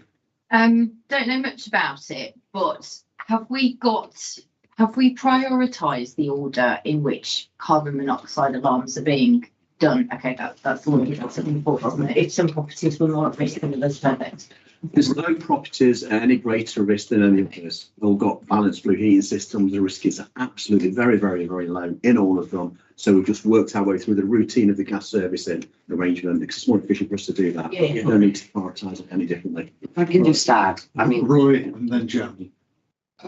Yes, as a result of the information I've received from Sean that has been minuted, the issue that I was raising was access to properties. And are we having any problems with access to tenants' properties to be able to fit these alarms to make Derby Homes compliant? Well, the good thing about linking it with the gas service is that it piggybacks on that excellent process that we have in place already. So, 99.9%, we'll get in. The very, very few we end up taking legal action against. So it was really worth adding it to that specific area of work because it piggybacks on that process that's already quite strong. Thank you. Jen. Just in terms of the supply chain problems, are we confident that they will be able to deliver what we need to be able to get in the timeframes for that as well? Because I just was thinking, if we're going to make some sort of statement, we just want to kind of to not be too optimistic almost. Yeah. I'm under promising and hopefully going to over deliver on this. It's another one of those where build base are doing us proud. They're negotiating the supply chain through ACO. It will be due more than our okay. We just do. If I can just draw people's attention though to the financial implications in the report. And I mean, this is yet another financial pressure that's been thrown at social landlords. I'm the first one to want to be sure homes are safe. But as Sean has said, the risk is so low.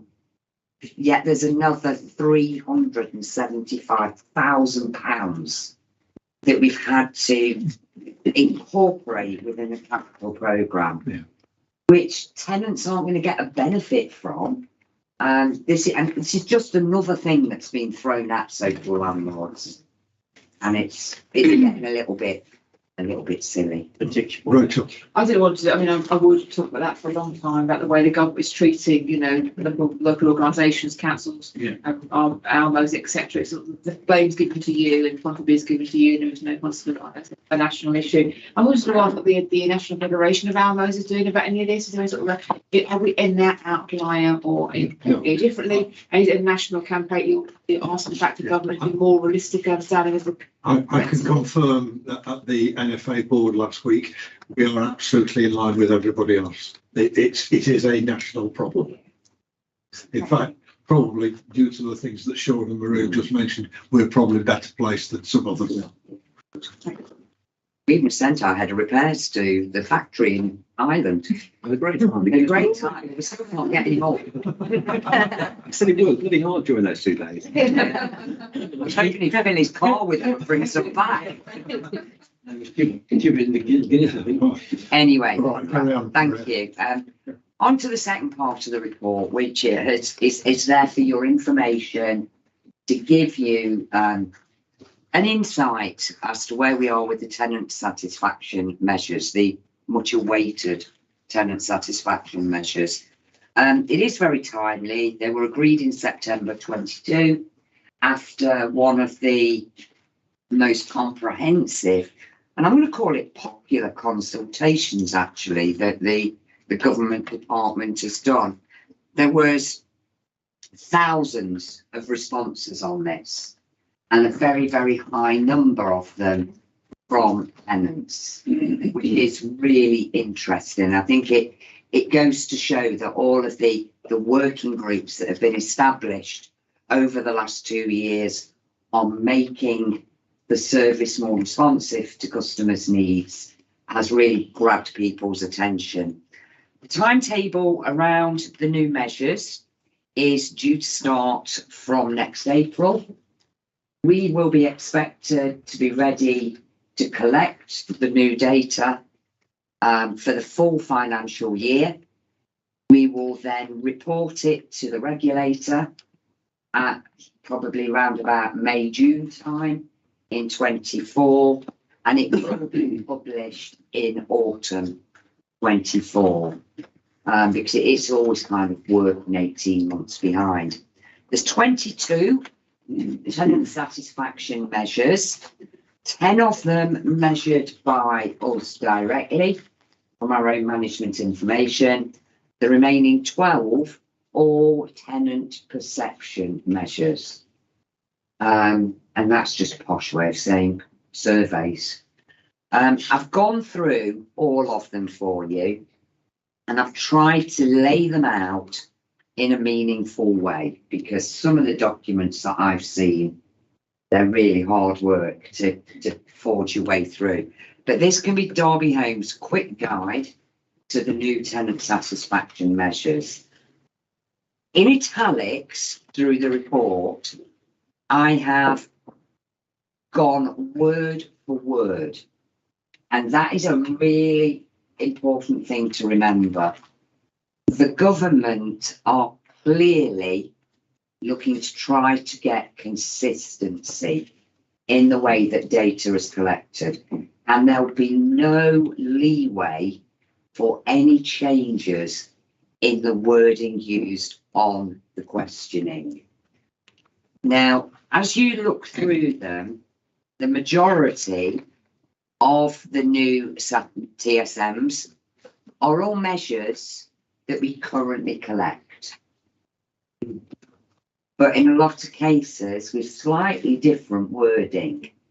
I say I'm not going to go through them all with you, but I think that there are some that I might want to be worrying about, because we've said we don't want to be complacent, so a little bit of worrying is good.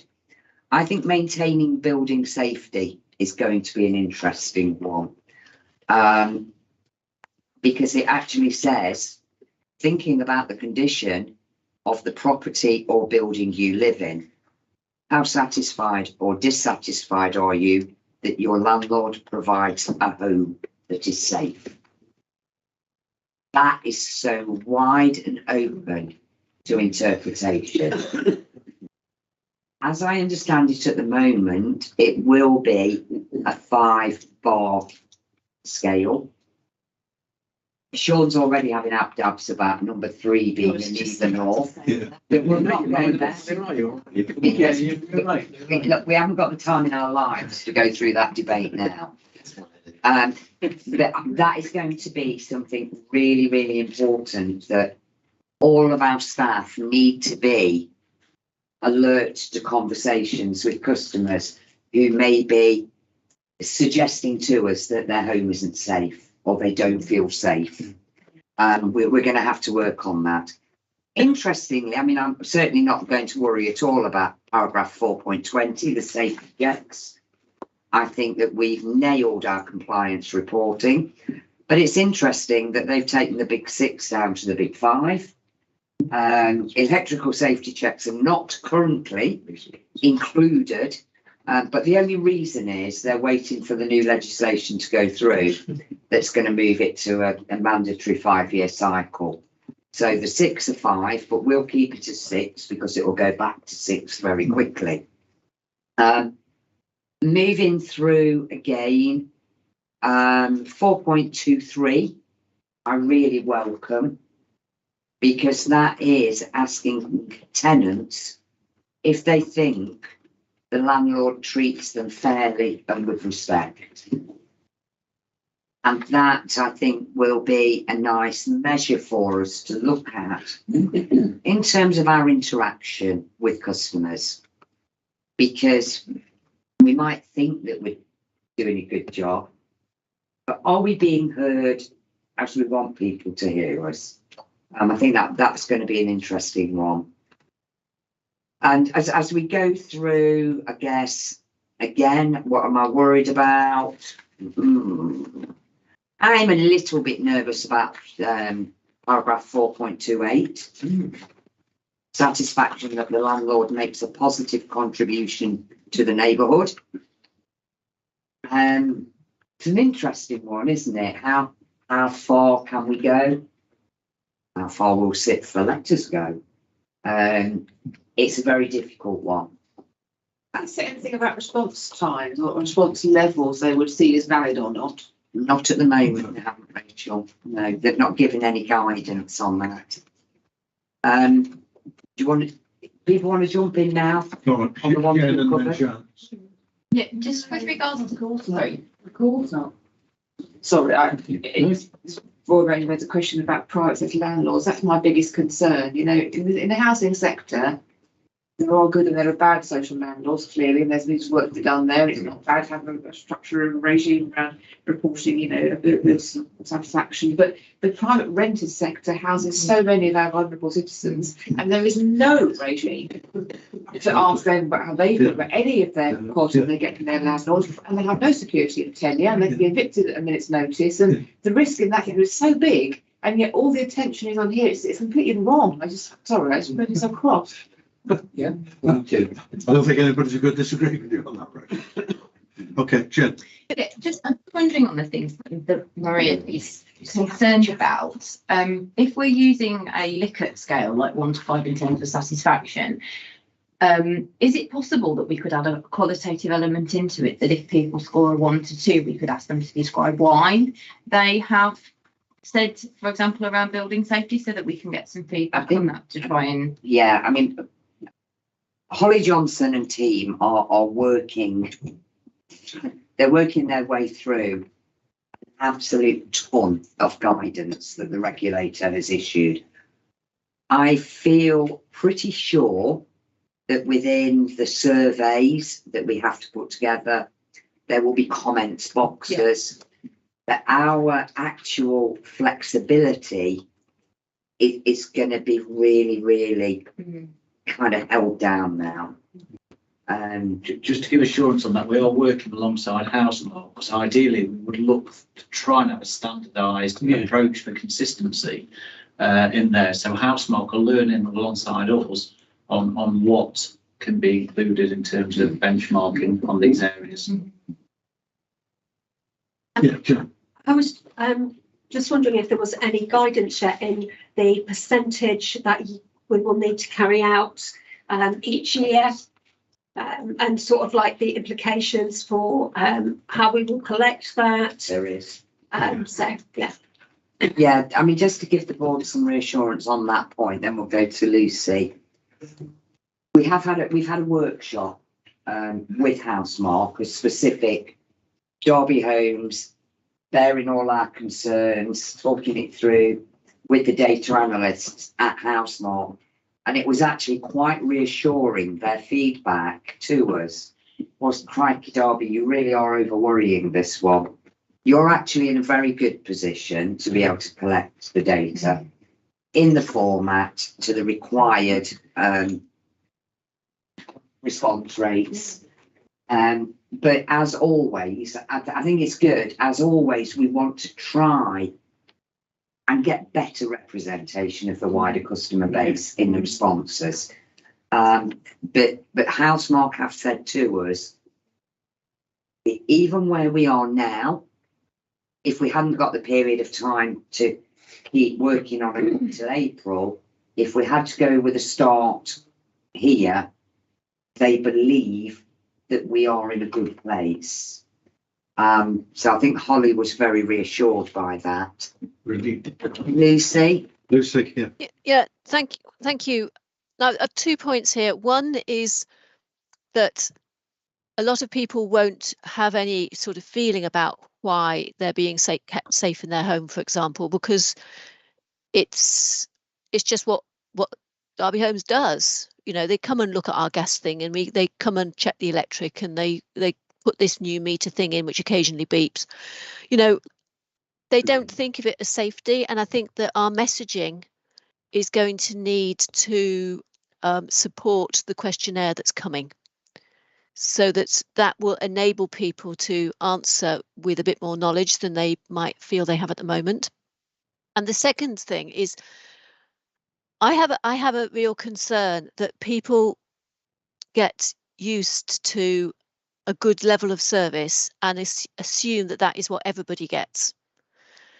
And I think that sort of feeling of complacency is something that is quite dangerous. And I think it's likely to be something that results in Derby Homes scoring not as well as it should do against a lot of other housing providers. And I see this from the comparison of the comments that people come back to me from housing associations compared to Derby Homes.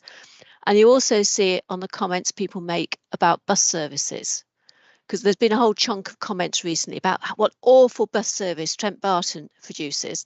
Whereas if you're on an Arriva route, the Arriva people are saying, if only we had a Trent Barton service. And that sort of perception, I think, you know, you only live in one house. You've only had Derby Homes looking after you for the last 5, 10, 30, 50 years. You've got no comparison.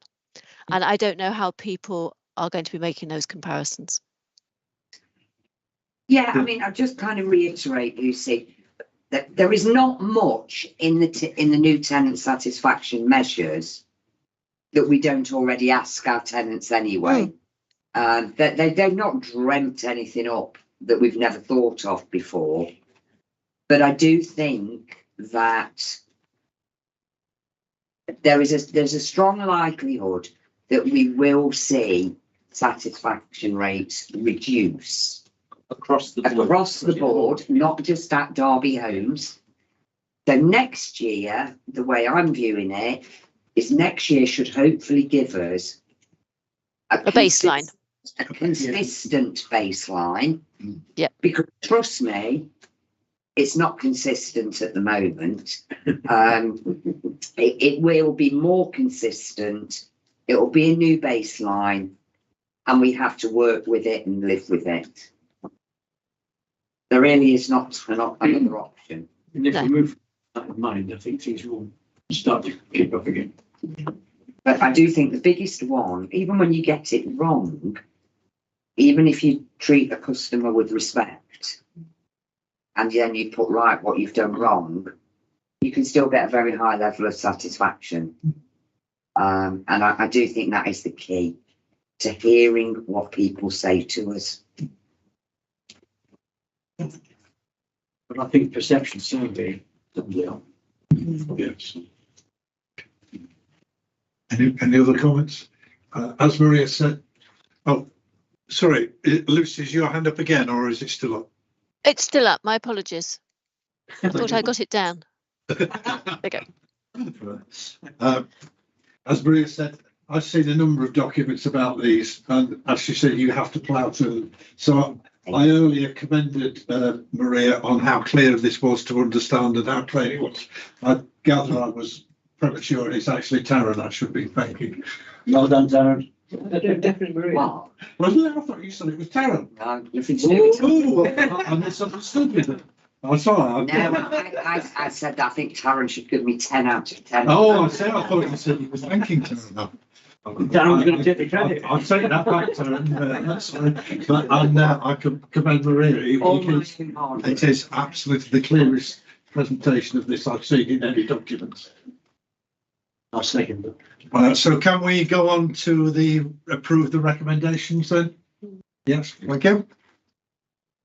Moving on then, Michael, A5, finance update. Yeah, thank you. So 3 items to put to the board this evening. The first one is around the management accounts, projecting a deficit this year of 0.5 million compared to the planned budgeted deficit of just over 0.6 million. And apologies for recommendation 2.1, it should say to note a forecasted deficit of 0.5, but it was a typo with a 0.3. We've lost a couple 100,000 since that.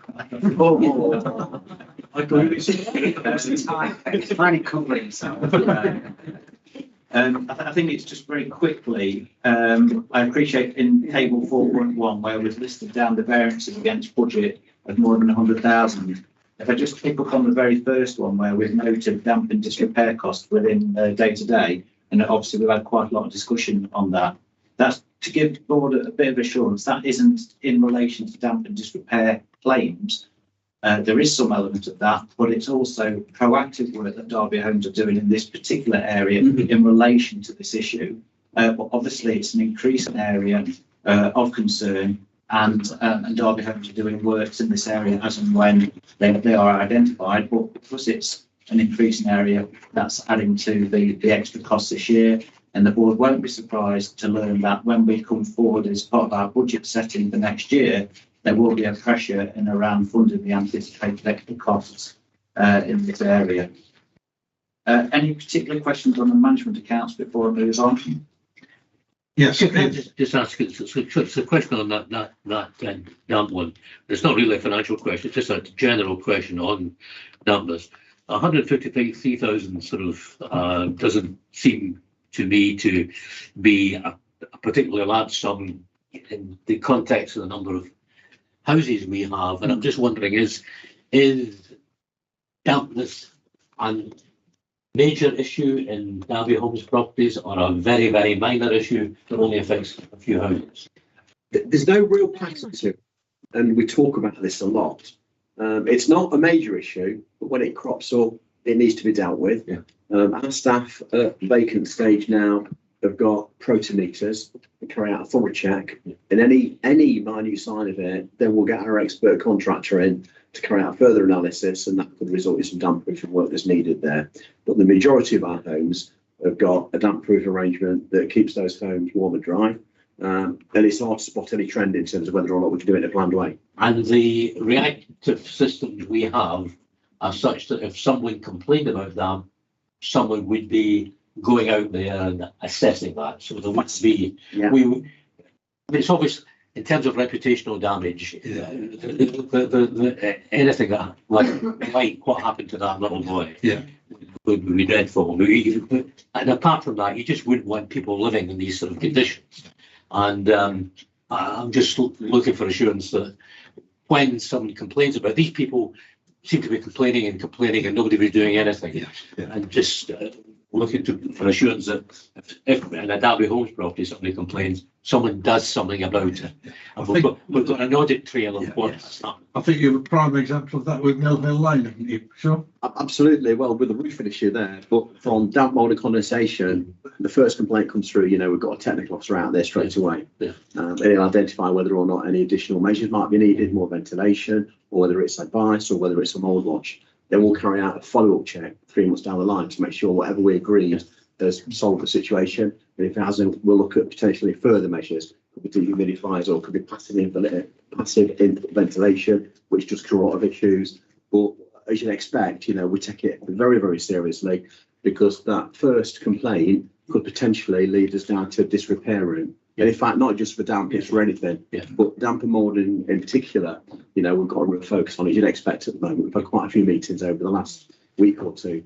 And we've actually made a bit of a change where we've got generic staff popping out to have a quick look. We've now said straight away, put that little bit of the process out, send technical staff out straight away, because often the non-technical staff will just simply refer in for a technical inspection. So let's shortcut the process and get onto it as quick as we can. And can I just ask finally, Chair, the often reports of dampness are due to condensation and not due to anything wrong with the house. 90%. Where we find that, and we give advice to tenants as to what to do about that, does anyone go and subsequently check that that's been done? We do. We're very proactive, Ian, and we carry out a follow-up check within 3 months of the initial advice to find out how the tenant's getting on. And if I could just back to that, sorry.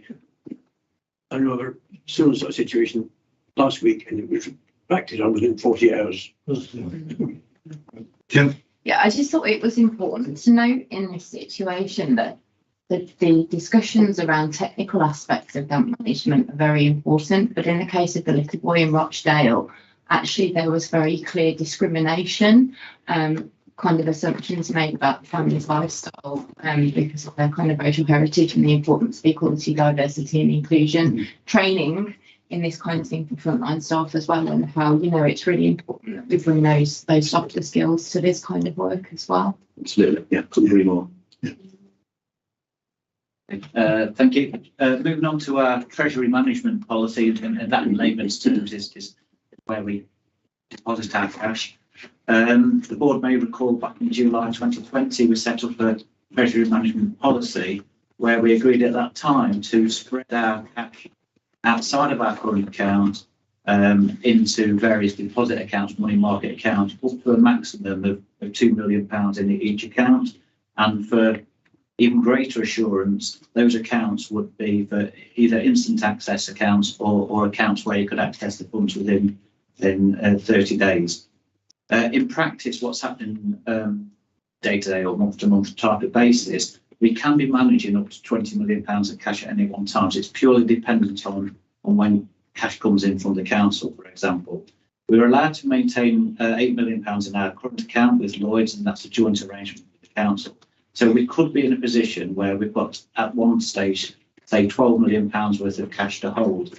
And what we're finding it is very, not difficult, but it's very time consuming and a bit of an administrative burden to set up these accounts and potentially only use them for a small period of time. And what we would recommend to the board is for us to have greater flexibility in the ones that we have set up and allow up to £4 million to be invested in these accounts at any one time. Now, remind me how many we've got. Is it 5? Yeah. 5. So we've got 5 set up at this time. And if we could go up to a maximum of £4 million in each account, it gives us that flexibility to keep on spreading the cash, but not having to keep on setting up new accounts as and when our cash holdings temporarily go quite high.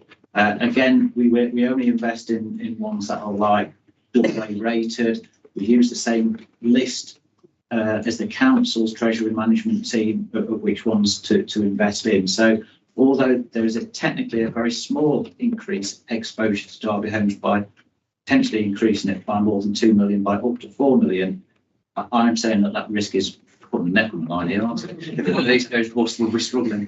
But the risk is very, very minimal for us to increase our exposure to 4 million, and it gives a lot of flexibility. I've run this past the council's treasury team, and they're comfortable with it. They've got a lot more money in these than we have. So yeah, the recommendation is to increase that limit up to 4 million in these accounts, and it'll give Helen's team a bit more, bit easier for us to manage that cash. Any comments on that particular change? Petal and a suitcase under the bed. Yes. Thank you. I can't believe I've just heard that came out of the finance director's mouth. Just wait till you see the report from Treasury Management in January. The final point is what we're looking to do is to get ahead of ourselves in anticipation for the budget, and that the staffing establishment changes that have gone through senior management team since the last update to the board, which would have been a year or so ago, is to make those changes to the establishment permanent, so we can factor them into our base budget position, which again will help us establish a baseline as part of the budget session process for next year. The list of those posts or changes to those posts was attached to the appendix, which was a confidential item, obviously, because it's got names and posts, etc. But that they were attached just for reference. And what the net amount figure was, but wasn't included, I don't think. It's only a net of 61,000. So it's well within Maria's delegated level. And normally we wouldn't have to report it to the board, but I'd like to just try and clear the decks to give us a nice, stable, clean base for when we go into the budget rounds. Any queries on the staffing changes? The comment, in that case, can we approve the 3 recommendations that Michael's put forward? Yeah, thank you. A6 then, Sean, compliance update. Yeah, thanks, Chair. We've already talked quite a bit about compliance during the meeting. This report gives you the completed matrix for our performance up to the end of October 2022.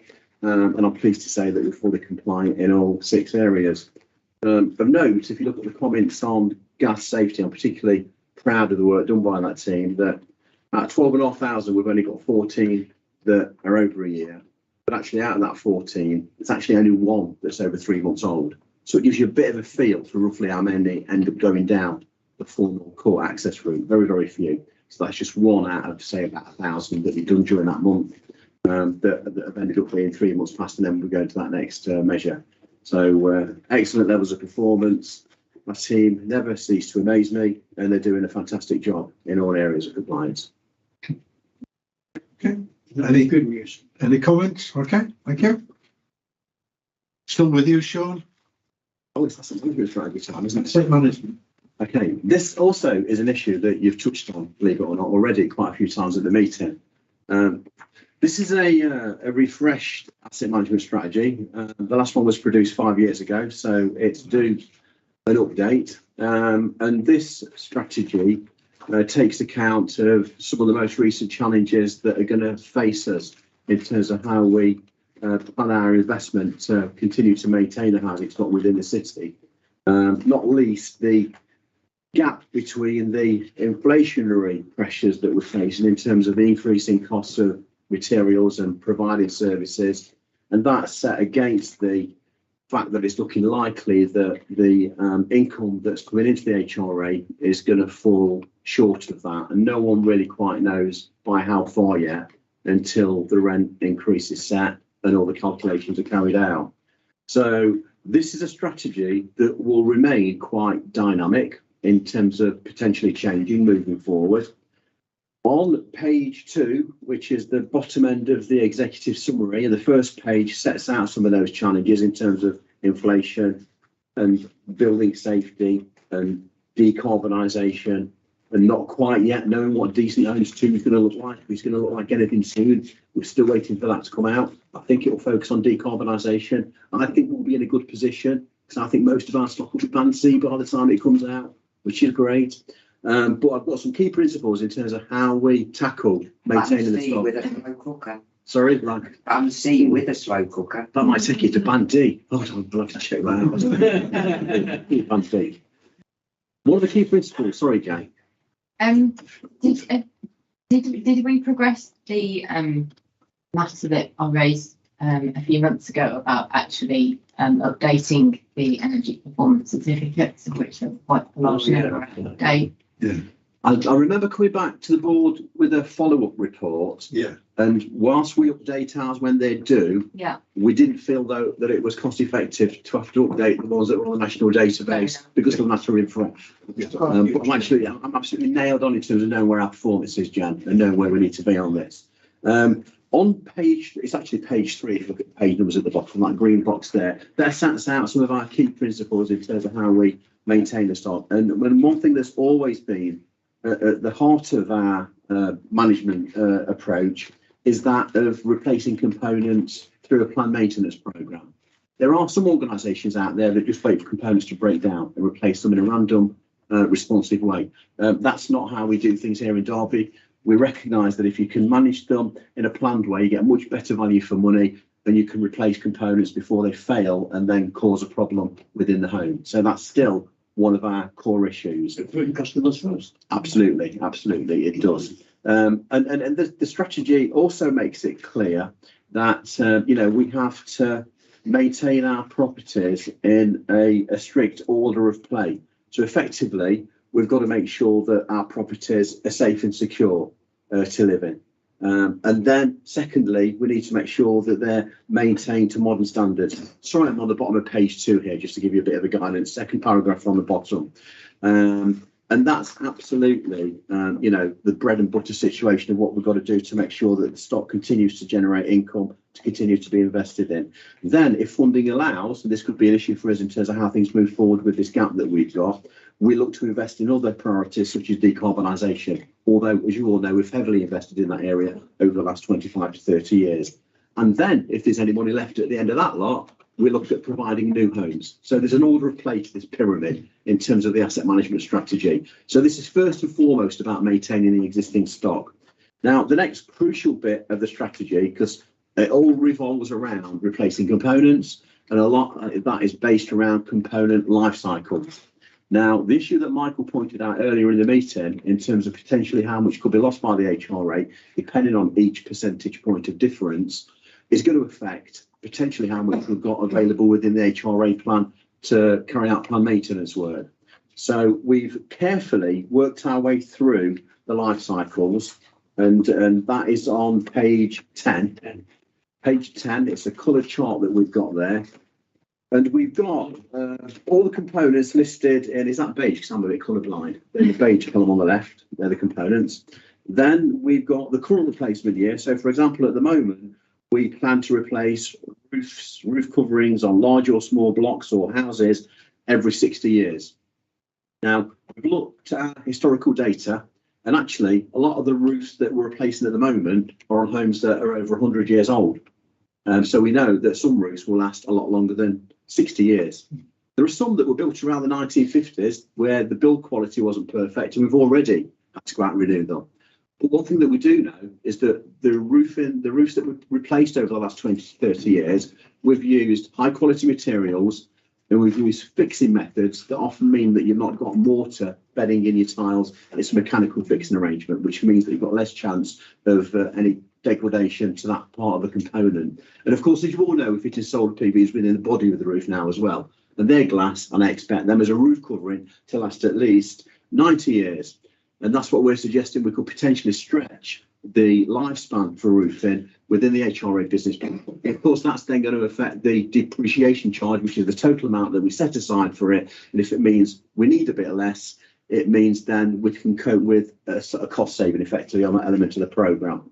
I can see Michael's hanging on every word, waiting to chip in. Just wanted to clarify, when we say current replacement plan, that's the accounting assumption. So we assume from an accounting perspective that a roof will be replaced every 60 years. Operationally, what's happening, that they're being replaced after the 60 years. And what we're suggesting now is to reflect in the policy what the reality is. And in the case of roofs, as an example, that will be to stretch out the or to align the accounting replacement period in line with what's actually happening. And there's other components further down where it actually reduces the accounting period to align to what's actually happening on the ground as well. Yeah, we've been very careful because we know that we're setting our stall out for how much is going to be available by adjusting these life cycles.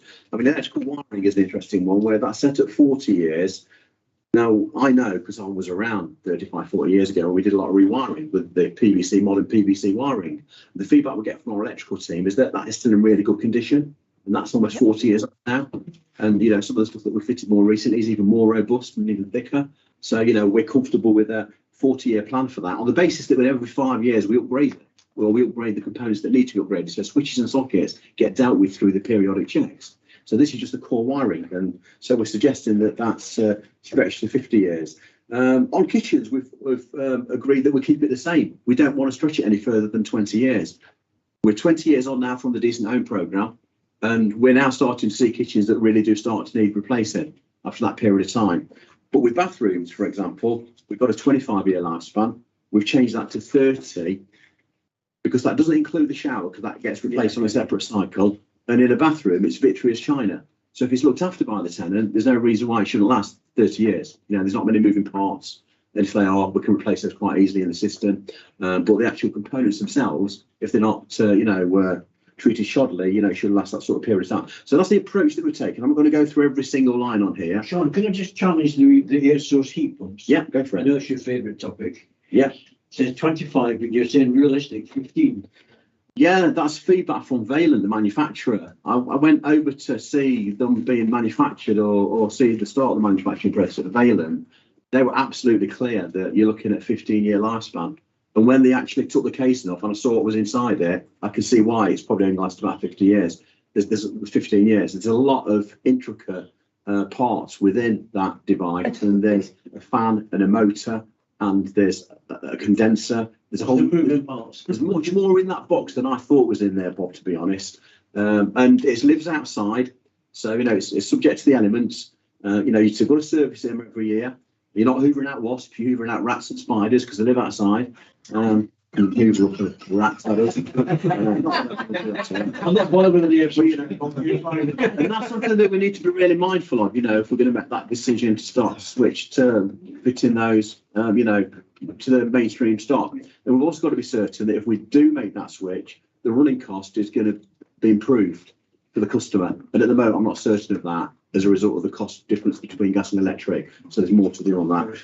There's a lot of detail and a lot of information. I've tried to set this out in a fairly readable format with each section having a nice little table. We've got a 5-year plan for how much we expect to spend on the stock as well on page 9. I could literally be here all night talking about this, and you don't want me to do that. So can I throw it to the floor for questions? Ian.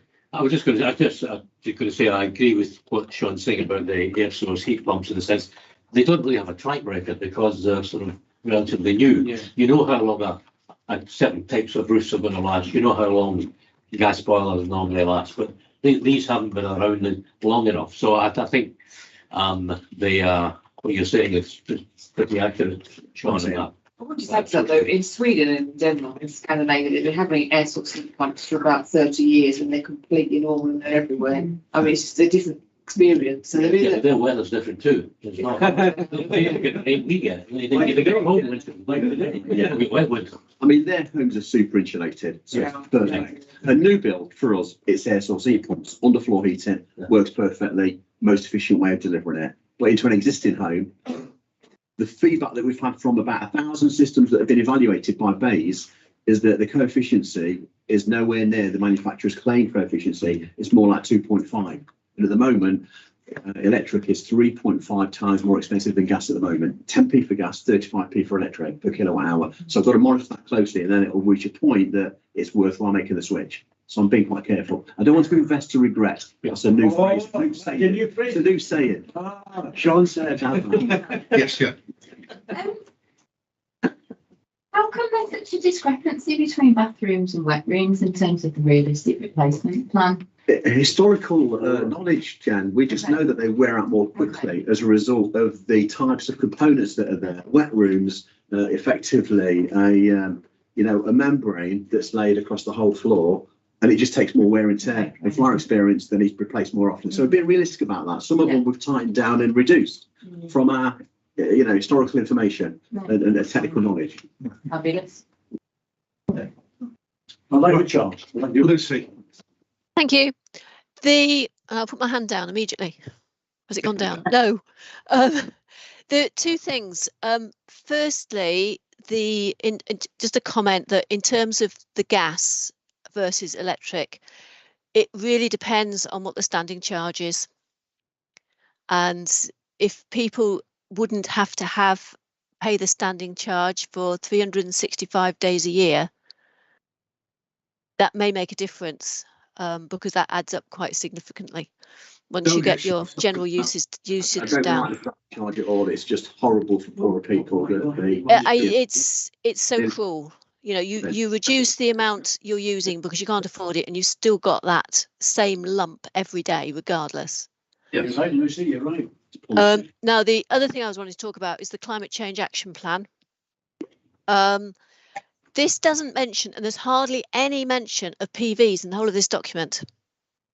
I think that Climate Change Action Plan section should include mention of PVs.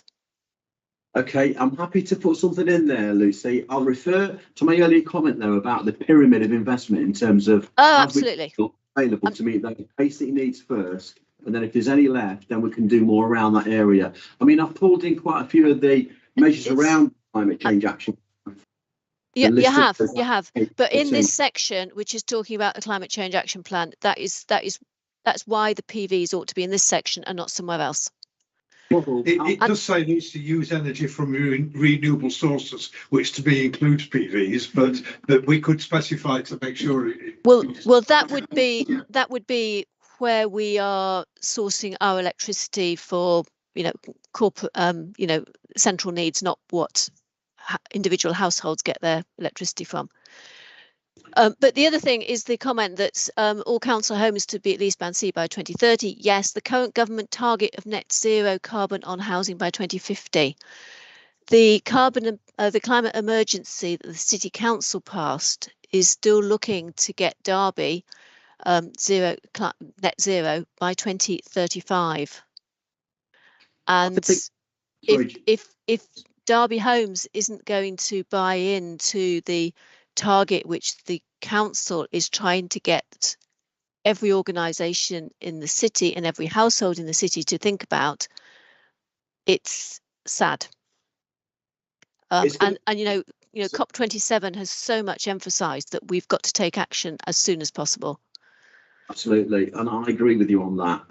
The target within the council's climate change action plan of 2035, we're looking to work towards that as an organisation. So, the buildings that we operate from and our impact and our own offset to do, as opposed to that at the stop, which has got this target set by government. The government target is the absolute safety net. It's not actually a safety net at all. It's not safe. But what the climate emergency motion that went through council said was that it was talking about the whole of the city. I'll send you a link to it. Absolutely, massive challenge though. Right. It is a real challenge, real challenge. Jack, it's nearly 8 o'clock. Can we move suspension of standing orders? Thank you. Thank you, Chair. Marshall. Yeah, just a couple of points. Just to follow on from Lucy's comment about the net carbon zero aspiration.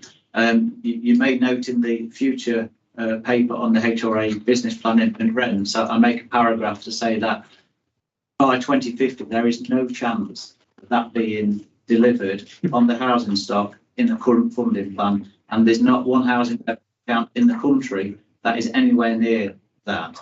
So I appreciate we may have a target in the city for 2035, but we are nowhere near the 2050, and nobody is for 2050. It's going to have to be a national strategy.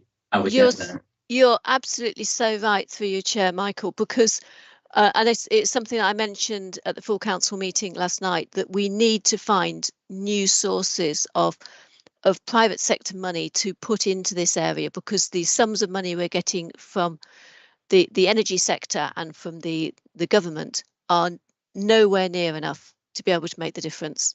But there are real savings to be made. There's real benefit in being able to make the changes, because if people have money that they're not having to spend on gas and electric, then they can spend it on other things to improve their lifestyles and to provide much more for our local economy as well. Lucy, you may want to repeat that in the next paper on HRA rents and stuff, because as Sean has said, when we look at ways of balancing the HRA business plan off, money has to be spent on existing properties to keep them safe and secure. The next stage would be investments in not nice to haves, but things like decarbonisation. But if the money's not there, we can't do proactive, or we can't do as much proactive decarbonisation work as we want. I just would like to just go back into this report and talk about the replacement components life cycles, because we've been working with the council on this particular area, because we are conscious the challenges the HRA business plan has in balancing the budget. And this is one area, and everybody is looking at this when you speak to housing providers across the country at these replacement years. And what the team have done in Derby Homes is come forward with a proposal to realign the asset replacement years. It still meets Decent Homes standards and obligations, of which I think all of our properties, bar around 70, currently meet Decent Homes standards. And on paper, it delivers a significant depreciation saving to the HRA business plan. And what we're looking as part of these recommendations is for the board to support the officers' suggestions on these replacement life cycles of components, We've already presented this report to the board, to the council, and it's going to be considered at various council boards and ultimately by the council accountants and ultimately through to audit and accounts committee at the council. If adopted, it would be a change in accounting policy on the council side. But I do think it would strengthen the officers' recommendations if the board were to support these changes in asset component lines as well.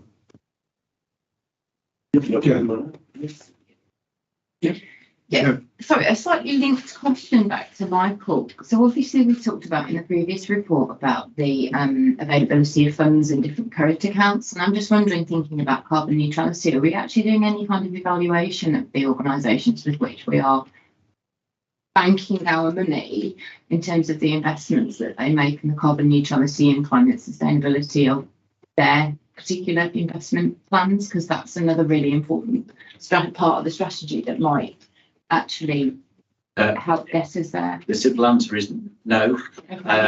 The limitation of our assessment is based on the credit worthiness of the organisation today. But you know, that is we don't invest in like stocks and shares types of investments. It is just like a bank account effectively that we do. But and that's just off a list from advisors of which bank accounts are safe to invest in. So it's not something that we've considered to do. I actually think the more beneficial pressure for that type of suggestion will be via our pension schemes, which has hundreds of millions of pounds. And if they were minded to invest in social responsibility type investments, that's where some real change in investment strategies could make. In relative terms, our few £1 million isn't going to make any difference at all. No, it's a good point, but as you say, I mean, just that kind of sustainability of where we are placing our money is actually a really big part of the strategy that we could use to kind of get us towards that net zero in terms of demonstrating our. Like I said, similar questions have been asked by the council's investments, obviously, for obvious reasons, and we are looking at how we can make that assessment, so what we can do with nothing doing that. We work alongside the council's treasury team and effectively we will align ourselves with the council. Right, if there are no further questions or comments, can we accept the recommendations that both Sean and Michael have made on this? Thank you.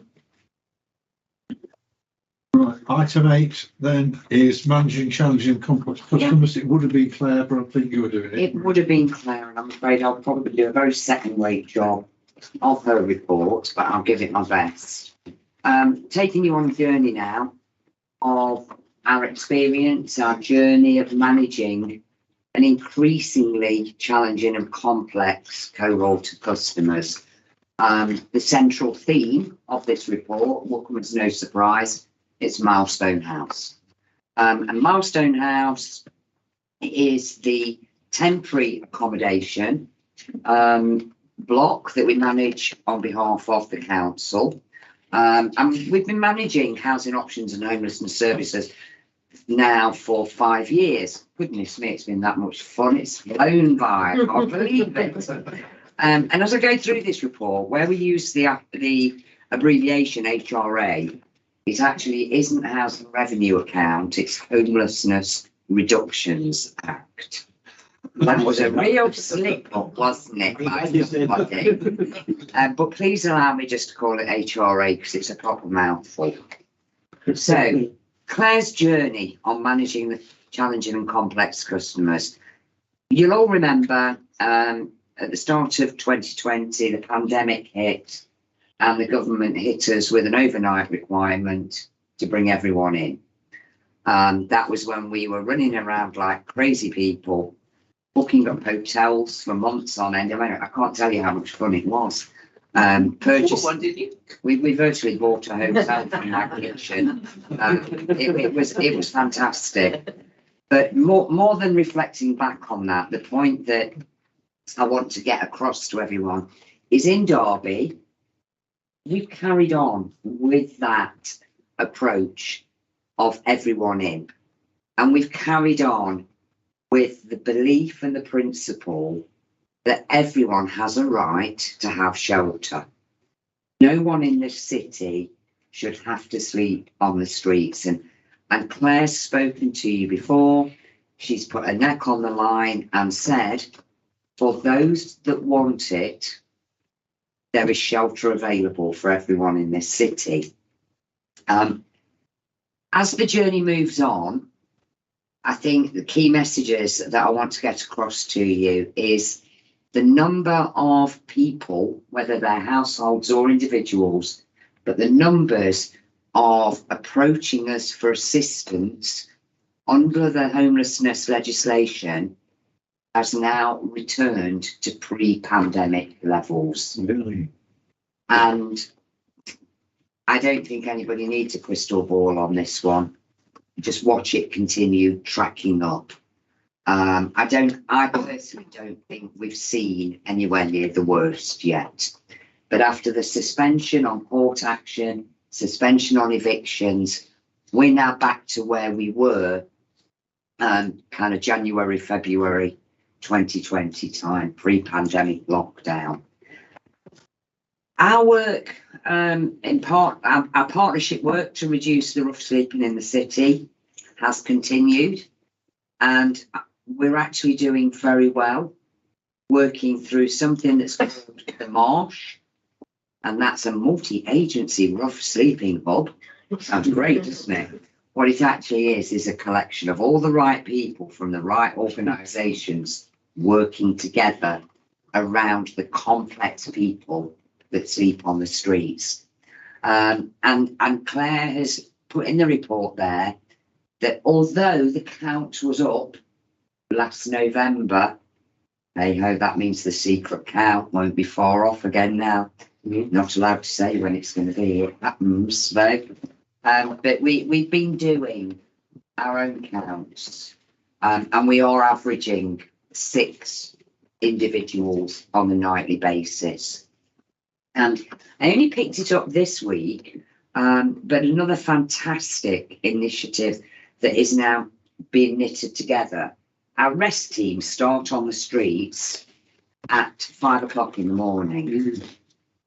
Not a job for many of us getting up at that time of the morning, but they're out there 5 o'clock and they literally do catch people while they're asleep on the streets.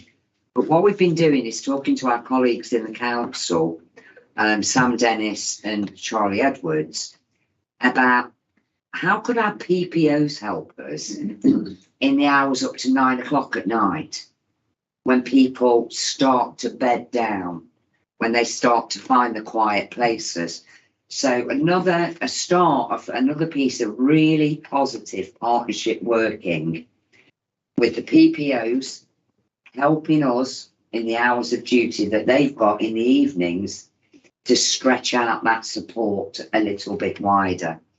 And Councillor Webb was right in the middle of that last week. Certainly it was a case of being in the wrong place at the wrong time, wasn't it, Rod? We have got, as I said, Milestone House is our biggest resource to managing a lot of challenging and chaotic individuals. It's a 43-bed hostel. We've got 24/7, 365 days a year support and staffing in there. On top of that, though, we have got other resources at Centenary House, which has actually got a specified alcohol misuse focus to it. And then the Safe Space project that we're immensely proud of, which accommodates up to 6 rough sleepers on a nightly basis. And all of that helps us to deliver this holistic provision. Now, one of the things that is really, really challenging for us and becoming more and more challenging is dealing with the move on. Because March 2020, we had the intensive period of keeping people off the streets, keeping them safe, basically stopping people from dying when nobody knew what was cracking off with the pandemic. We had them all in a hotel. We then had a massive challenge where basically the government said you've got to get everybody out. So we had to get people going through different pathways into supported accommodation. The pathways were established, and I think that at the time, this was national guidelines, not Derby's guidelines, there was a lot of over optimism in terms of how long it would take people to be ready for independent living. The plan was, we've taken people off the streets, we're putting them into accommodation with intensive support. So within 6 months to a year, they'll be fine. They'll be able to carry on and sustain the tenancy independently. Sadly, it's not panned out that way, and lots of people haven't been ready to go into independent living. So what we found, and it's the same all over the country, there's a silting up in the system as people's move on takes longer, because at the same time as having all of your supported accommodation occupied and people being supported, you've always got new people coming in at the start of the process. So it's very, very difficult, exacerbated by the things I talked about earlier on, the low turnover that we've got, the challenges of the growing gap in cost, private rented and social rented, becoming increasingly difficult now to place in the private sector because of the huge hike in the prices there. And okay, Derby's been quite lucky in that our balance around the local housing allowance levels have meant that the majority of rents have been covered. But anybody who read underneath the skin of the autumn statement will have picked up local housing allowances frozen. And myself and Simon Riley are feeling quite smug about that because we predicted it. So that, but it's not going to help. Rents going up, local housing allowance staying frozen, it means there's a gap. And the individuals that we're talking about coming through these pathways, they don't have spare disposable income. It doesn't happen. So inevitably, we're finding that we get customers who struggle and start circling, not managing to sustain their supported accommodation, and very often not engaging with their services that are there to help them. And they come back to Milestone House, and it goes round in this circle of it's a circle of despair, to be honest. It really is quite difficult. What we are seeing, and I know Ian's seeing it on the Health and Safety Forum, is we are seeing increasing risk from the presenting behaviours of some of the residents at Milestone House. Milestone House was never, ever intended for the levels of complexity that we're now seeing. Obviously, our staff are trained. We have an incredibly good relationship with Derby Police. The liaison is as good as it's ever been. In fact, it's a police sergeant who chairs the multi-agency rough sleeping hub for us. The partnership working could not be better. However, as a consequence, and again, there's a lot of connectivity tonight with these reports. Michael's already highlighted that one of the significant reasons that we are going to be delivering a deficit this year is the increasing cost of security at Milestone House. We do have daytime security cover in place 7 days a week to maintain levels of safety within that building. And that budget for 21-22 was just under 300,000. The ongoing pressure of almost 130,000 is another sum that's being funded from Derby Homes reserves. And this is starting to become a concern. Michael mentioned that our overall contribution to housing related services is around 4% of our total. Obviously, inflation costs and everything else, the security costs are going to go up. Now, there is a lot of work happening at the moment to review rent charges at Milestone House. In paragraph 4.13, it lists all of the current rent structure items where we believe there is room to charge more.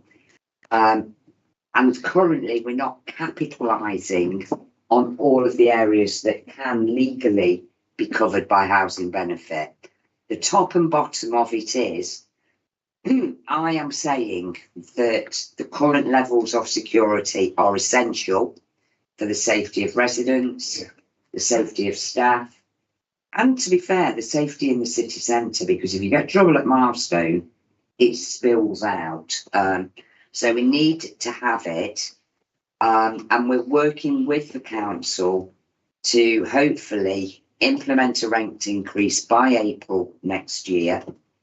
And we'll be talking to the council about the additional money raised on that rent increase to come back to Derby Homes to offset some of these additional costs. The rent is, it's all fine and good with the rent. That's a mechanism to get more money in. What I think is the really exciting work that we're doing is, having identified the increasing complexities and challenging needs of people in the city, Claire and her teams have identified that there is a gap in provision for this group of people. These people have already got identified social care needs. They've got substance misuse issues. They've got a record of poor compliance with structured support. They are generally in very poor physical health as a result of everything else. Very often involving self-neglect,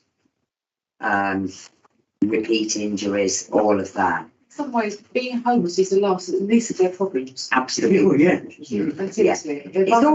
It's almost not a problem in the scale of everything else they're dealing with. And the thing is, we know that the pressures that exist from our social care systems are likely to result in thresholds going up more, which means it could bring in more people that don't meet the statutory thresholds for other types of care. So at the minute, we believe that we've identified 15 individuals that currently circle the system. Sadly, a further 2 in that group passed away in the last 12 months. All of the 15 have spent some time in Milestone House. Most of the 15 currently live in Milestone House. And that means that we need to do something. Now, this is something that Roy, in his position as cabinet member, has absolutely championed for us. And we've held discussions with colleagues in social care, mental health, criminal justice system, public health, and it's now starting to galvanise an initial appetite amongst those agencies to start to design a system that's what we need. Now, I think this is something to get excited about, because although it's only in its infancy, to actually get the agencies working together around the table is a huge achievement. And before the end of this month, there is a meeting going to be held to bring together the strategic and commissioning leads to look at how we can co-design something to deal with severe and multiple disadvantage. And I think if we can just focus on this and constantly be trying to support, and I don't think I'm going to be so optimistic as to say rehabilitate people that fall into this 15, but if we can support them with some level of dignity and effectiveness, just make small changes, it will make big differences. We need to have the right provision to not be putting this cohort in Milestone House, which is where at the moment we're doing our very best. But sometimes, you know what, your best might be good, but it ain't good enough. It just doesn't meet the needs. But I personally would like to thank Roy for being brave enough to take these conversations on. And I think over the course of the last year, it's been a difficult one. But we are now getting to a point, I think, where with Derby Homes coordinating the homelessness strategy in the city, we're now acknowledging that we have got responsibilities towards highly chaotic and vulnerable people. You can't expect the police to lock them all up all the time. And we need to have services that are there at the right time, in the right place, delivering the right support. And I know that this is something that Claire feels passionately about, and she will keep driving this agenda forward. Thank you, Ray. I've got Jen and then Jan and Rachel. Don't ask me any hard questions. No. Okay, so I know I've spoken about this before. Are the board okay for me to refer to my personal experiences in relation to this? Okay, that's fine. What you've said is fantastic, but in the course of the conversation we've just had, I've come across a number of examples of people being described as non-compliant and challenging and non-engaging with services. That is still very much language of pathologising the individual. Mm-hmm. And in the same way that that little boy, those subtle changes, we've talked about making small changes, I just want to raise to the board as I have in the past. Yeah, I'd take that. I'm just saying because the use of language like that, which is so commonplace in services, has such a large impact. And not speaking about my wider experiences, but knowing the difference, that language where we're describing people aren't challenging, they're challenged. They're not chaotic, they're subject to chaos. They're not non-compliant, they're pushed past the point. And the people who don't want to engage with housing services are just because they've lost, they have no faith. They have no faith. So just the language, you know, I know I've talked about it in relation to the vexatious policy and stuff, and it's so easy to pick up. And we really, I think the thing is, Jen, Claire and I really value the input that you can give on this, and with your support, we can improve as we go along. Yeah, because you know, I mean, I totally get everything about the need for staff security, because I know that's obviously been a major concern of Ian's at Milestone's house, but just, you know, those tiny small changes in how we perceive people and how they behave and where the problem is located. We know that public sector services are on their knees, but that's not the fault of those people. And when we talk about them being non-compliant and non-engaging and challenging, they're not challenging, we are challenged, and behaviour is a form of communication. Thank you. Well put, Jen.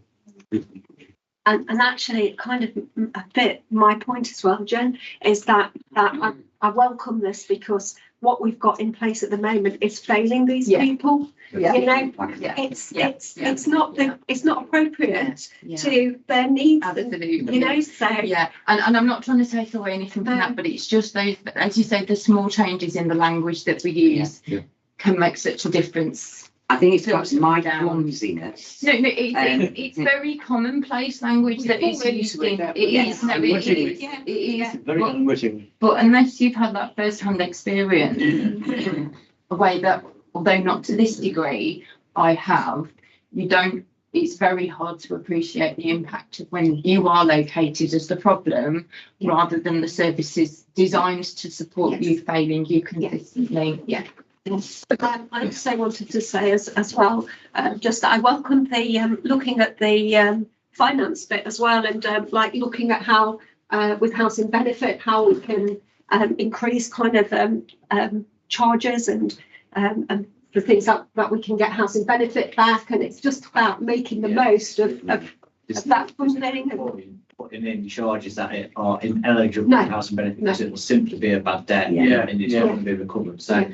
To be fair, they've been very guided in showing us areas where they would suggest we look at areas if we can genuinely increase the rent. Yeah, and I presume that looking at what's sort of the new kind of like accommodation or new ways of working that we can put in place, we can use that sort of knowledge as well to make sure that charges are appropriate to cover all the stuff that will be provided that is housing benefit eligible. And there'll be benchmarks against other organisations, other similar hostels in the East Midlands, and the rent will, be comparable. Yeah. On the benchmarking, we've already done some benchmarking and found that the current rents at Milestone House are very much lower. That's not a surprise. Yeah, okay. Rachel and then Lucy. Yeah, thanks, Mike. I mean, Jen's point's been really, really important. We must, remind ourselves all the time how the language we use, what it means empowering people. And I wanted just to sort of show the council's absolute appreciation for the wonderful work that Claire and the team do in this space.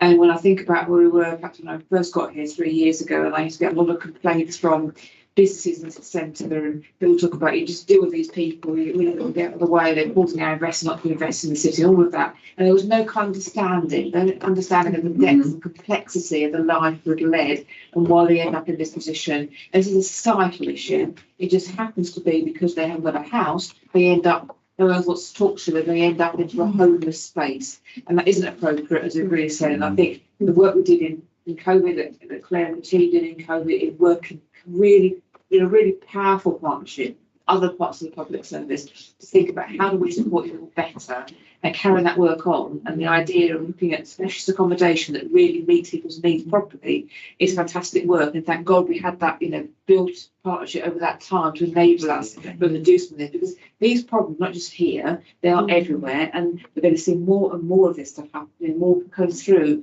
this route, because the level of complexity and societal pressure and anxiety being caused to people under the cost of living costs, all those things, and the lack of public services, to be honest about that, it's only going to increase it. So it's really important. I just spent last time going to say I've been down to Milestone beginning of the year and met with the team, and they do a fantastic job.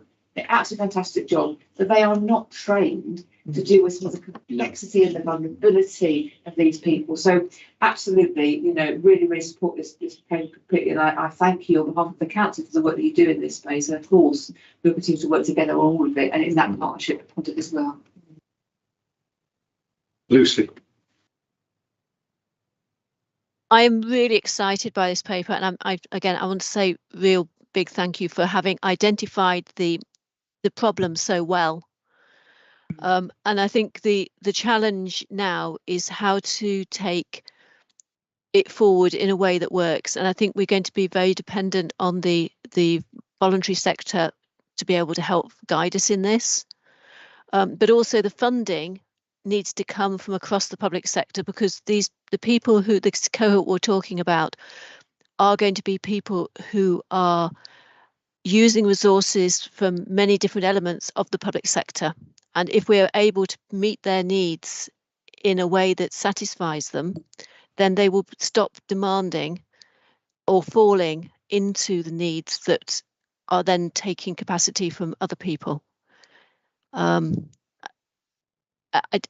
we have a report back on progress on this? I don't know.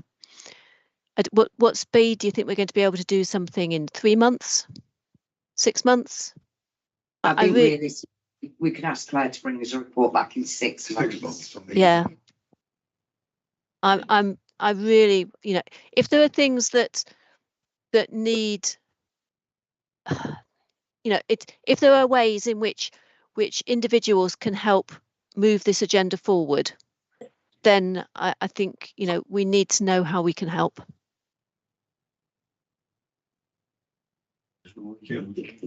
Roy. Yeah, thank you. Thanks for the kind comments, Maria, but all I do is get people to Trap them in the sit round a table and work But together.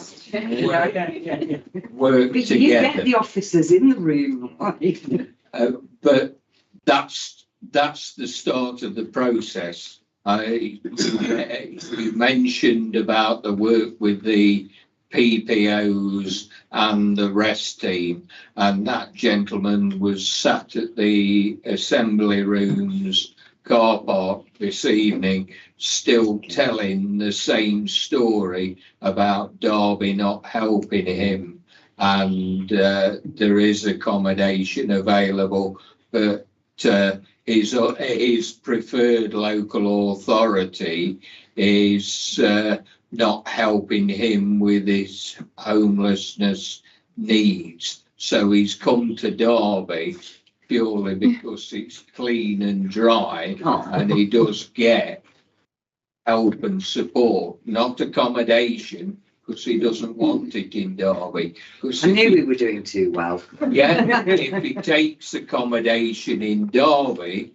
then he becomes Derby's responsibility, and his preferred local authority says, thank you very much, Derby, and still won't meet the needs of a time here in that local connection, won't he? Yes, and again, that's another issue.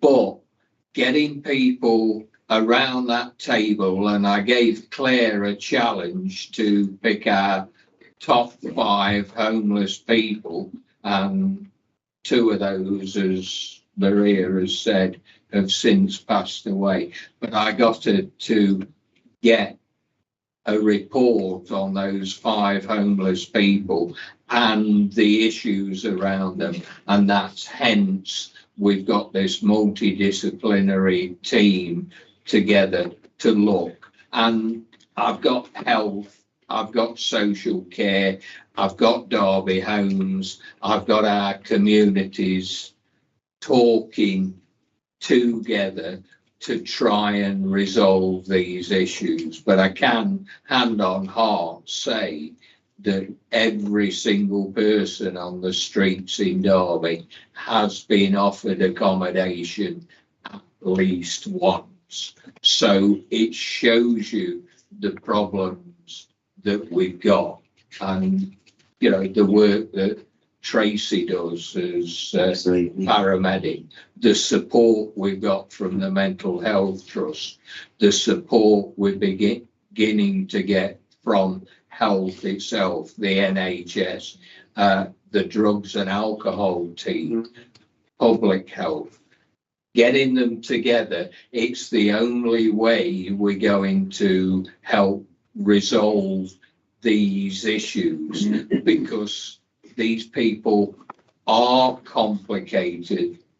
They do need support, but it's how we offer that support that's important. And I think that this paper is a start, a really good start at looking at where we need to concentrate our efforts, because this cohort of people are challenging all of our services, and very high cost. Yes, and that cost needs to be met. because if we can find solutions for this cohort, then it means that we've found solutions for any future people coming into the city that have those needs, and we know how to meet those needs. Yeah, Jenny, yeah. Could I ask Roy how long it's taken you to kind of, you've obviously got a very concrete plan here of what you want to do. Can I ask how long the project has taken? You've obviously got a date. 4.5 years. Okay. Okay. And we're getting there. No, it's just interesting because I work in other areas of mental health and there are equivalent groups with highly specialised needs, and it's just interesting that other areas, similar conversations have been going on for a lot longer, and I think this would be a really great best practice Let's get to the next stage first. Yeah, but even the progress I can see in here, you know, it's such a great example that can be held, because if we can do it for one highly specialised group, why can't we make similar progress, albeit slow but steady, for equivalents as well? And finally, Chair, may I say it was nice to read the report where all the acronyms were explained. Thank you. Just one quick thing, just go back to Jen's point at the beginning, and you know, we have to be really careful what language we use and how we think about these things. And these individual human beings who are in this cohort, and we'll have to call them cohorts, don't we? But they're people, and they could be really helpful in helping us co-design, co-produce what a solution might be. Their lived experience is really valuable. And we know in the city we have some incredible success stories through Jericho and etc. who come through this really difficult time of their lives and find ways through it. They can really help us to co-design something really useful from their perspective. You've got to do that. And I think the point you just made there, Jen, about this is the hardest thing for us officials, is to think not in organisational terms or our professional discipline terms or our department terms, and think about the human being and collectively do things. Getting different departments and organisations, health, mental health, criminal justice, to work together on how do we make our system make sense to meet these needs, rather than the other way around. It's a really massive challenge, but we've done some great work in this space. Roy has initiated and officers to be part of, and we're cracking the case with health, aren't we, Ian? I think health and wellbeing will begin to recognise that housing is part of their problem, not just something we just do over here in the landlord's function. Which, Can I just say, in terms of language, it would be really great to see the basis of this document talking about a human rights-based approach to the work. You know, that's increasingly something which is talked about in mental health and working with people in very challenging or vulnerable conditions, you know, taking a rights-based approach to the work compared to describing people as challenging and chaotic. And referencing things like the United Nations Declarations of Rights for People Living with Disabilities and stuff like that. You know, it's there.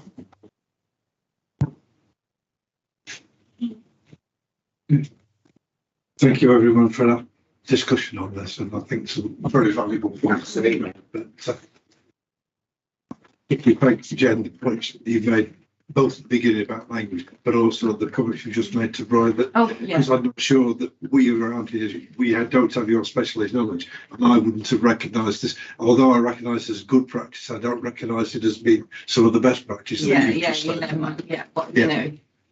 Yeah, so thank you for that. It's the encouragement it gives us now. Keep going. Yeah. Okay, moving on. Health and safety update. Sure. Yeah, thanks, Chair. We held the Health and Safety Forum meeting this afternoon, and we talked through the accident and incident reports, and the violence and aggression reports. The accidents and incidents were on the new live system on screen, beaming in. The Viability system, I suppose, call it a name. So we're able to use that. Used to be called something else before. That's not that.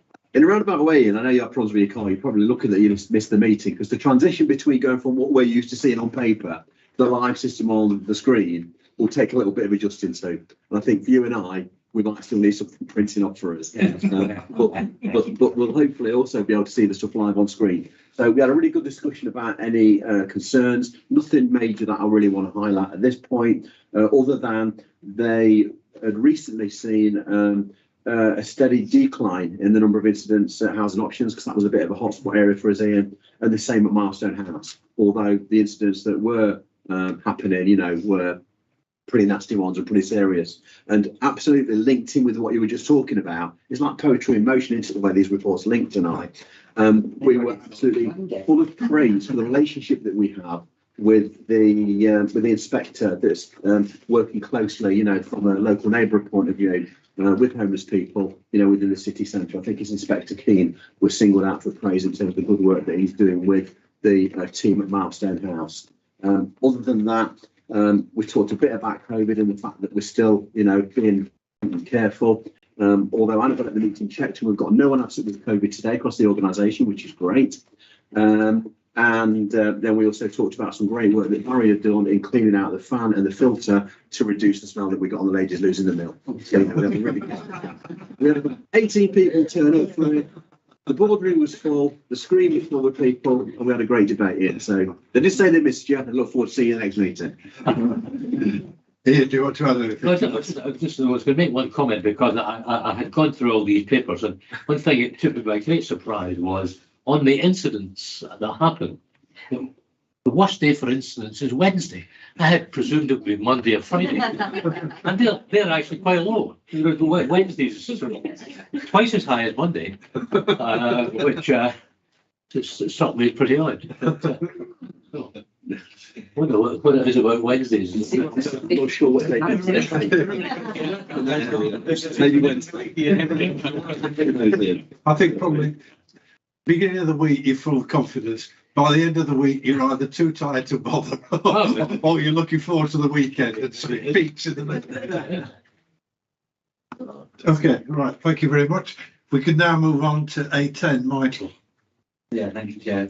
This report looks at the HRA business plan and rent setting proposals for next year, and the report contains 3 recommendations: one on rents proposal, one on service charges, and one to defer the decision on Derby Homes rents until next year. So, taking each one in turn, the main one around the rent proposals for next year, the council asked Derby Homes to lead on the initial consultation, and Derby Homes held a meeting with tenants with customer voice back at beginning of November at Humber Close. I just want to make place on record my thanks to that group, because the meeting this year, they really approached it in a pragmatic viewpoint, taking into account affordability for tenants, the necessity to continue to invest in tenants' homes and tenant services, and the cost to the general taxpayer in terms of housing benefit and universal credit. And I was really impressed at how they could balance that triangulation of issues, rather than just saying, oh, we want a rent freeze type of thing. I was really impressed at how they was able to look at it in the round. And in particular this year, it was taken at that time on the basis that the government were looking to intervene on the rent standard and introduce a cap against the theoretical increase of 11.1% that registered providers could technically increase their rents by.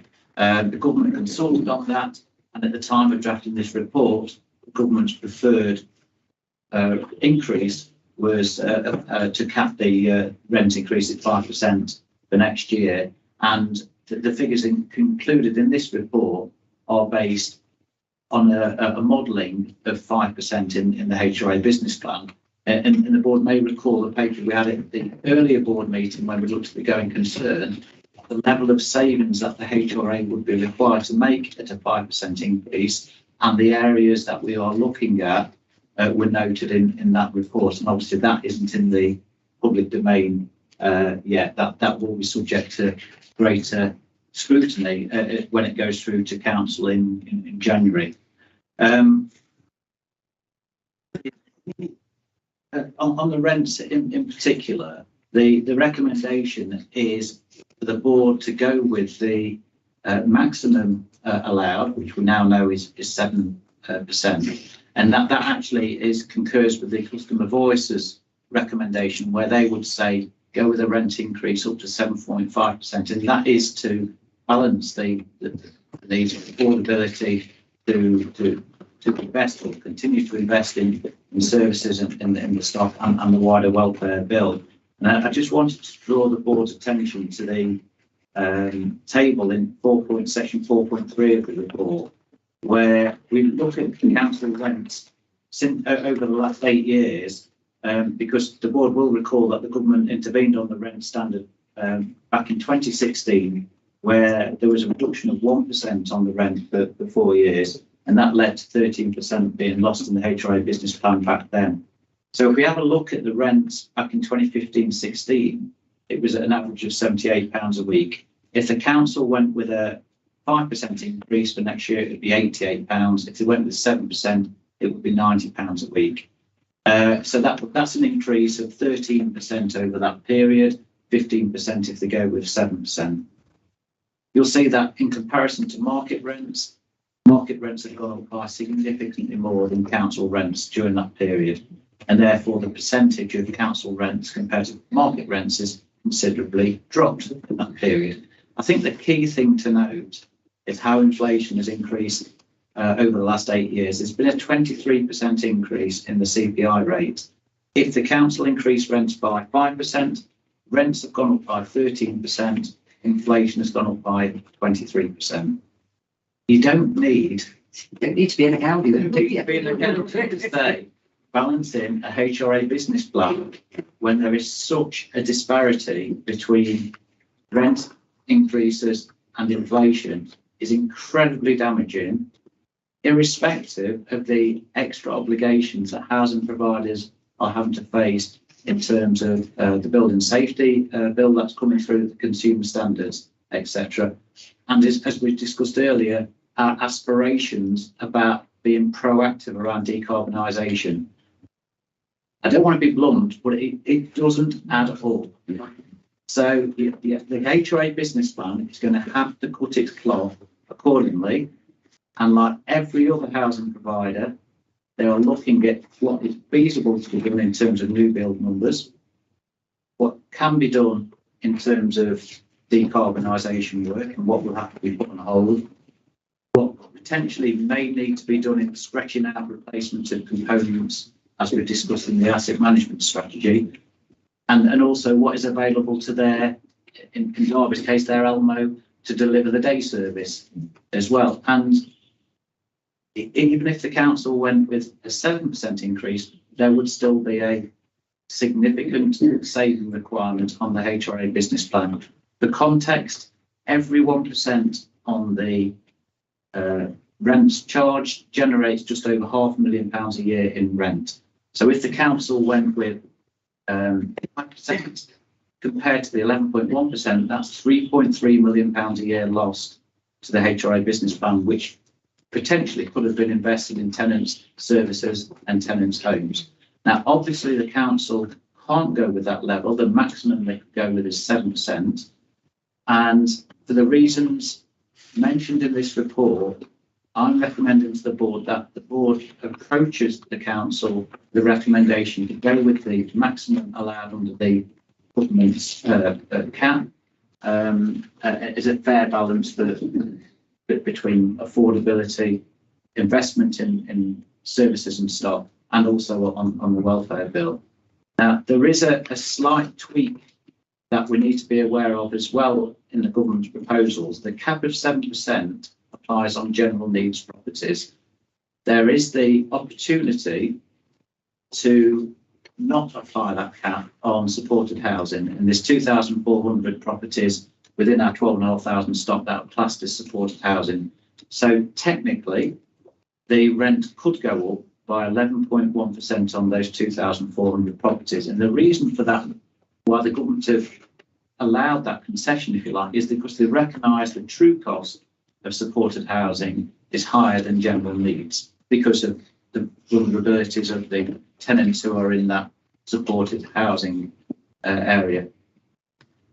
So there is that option of putting that forward. Now, I haven't included that in the report because at the time drafting the report, we wasn't aware that the government were going to actually have that dispensation.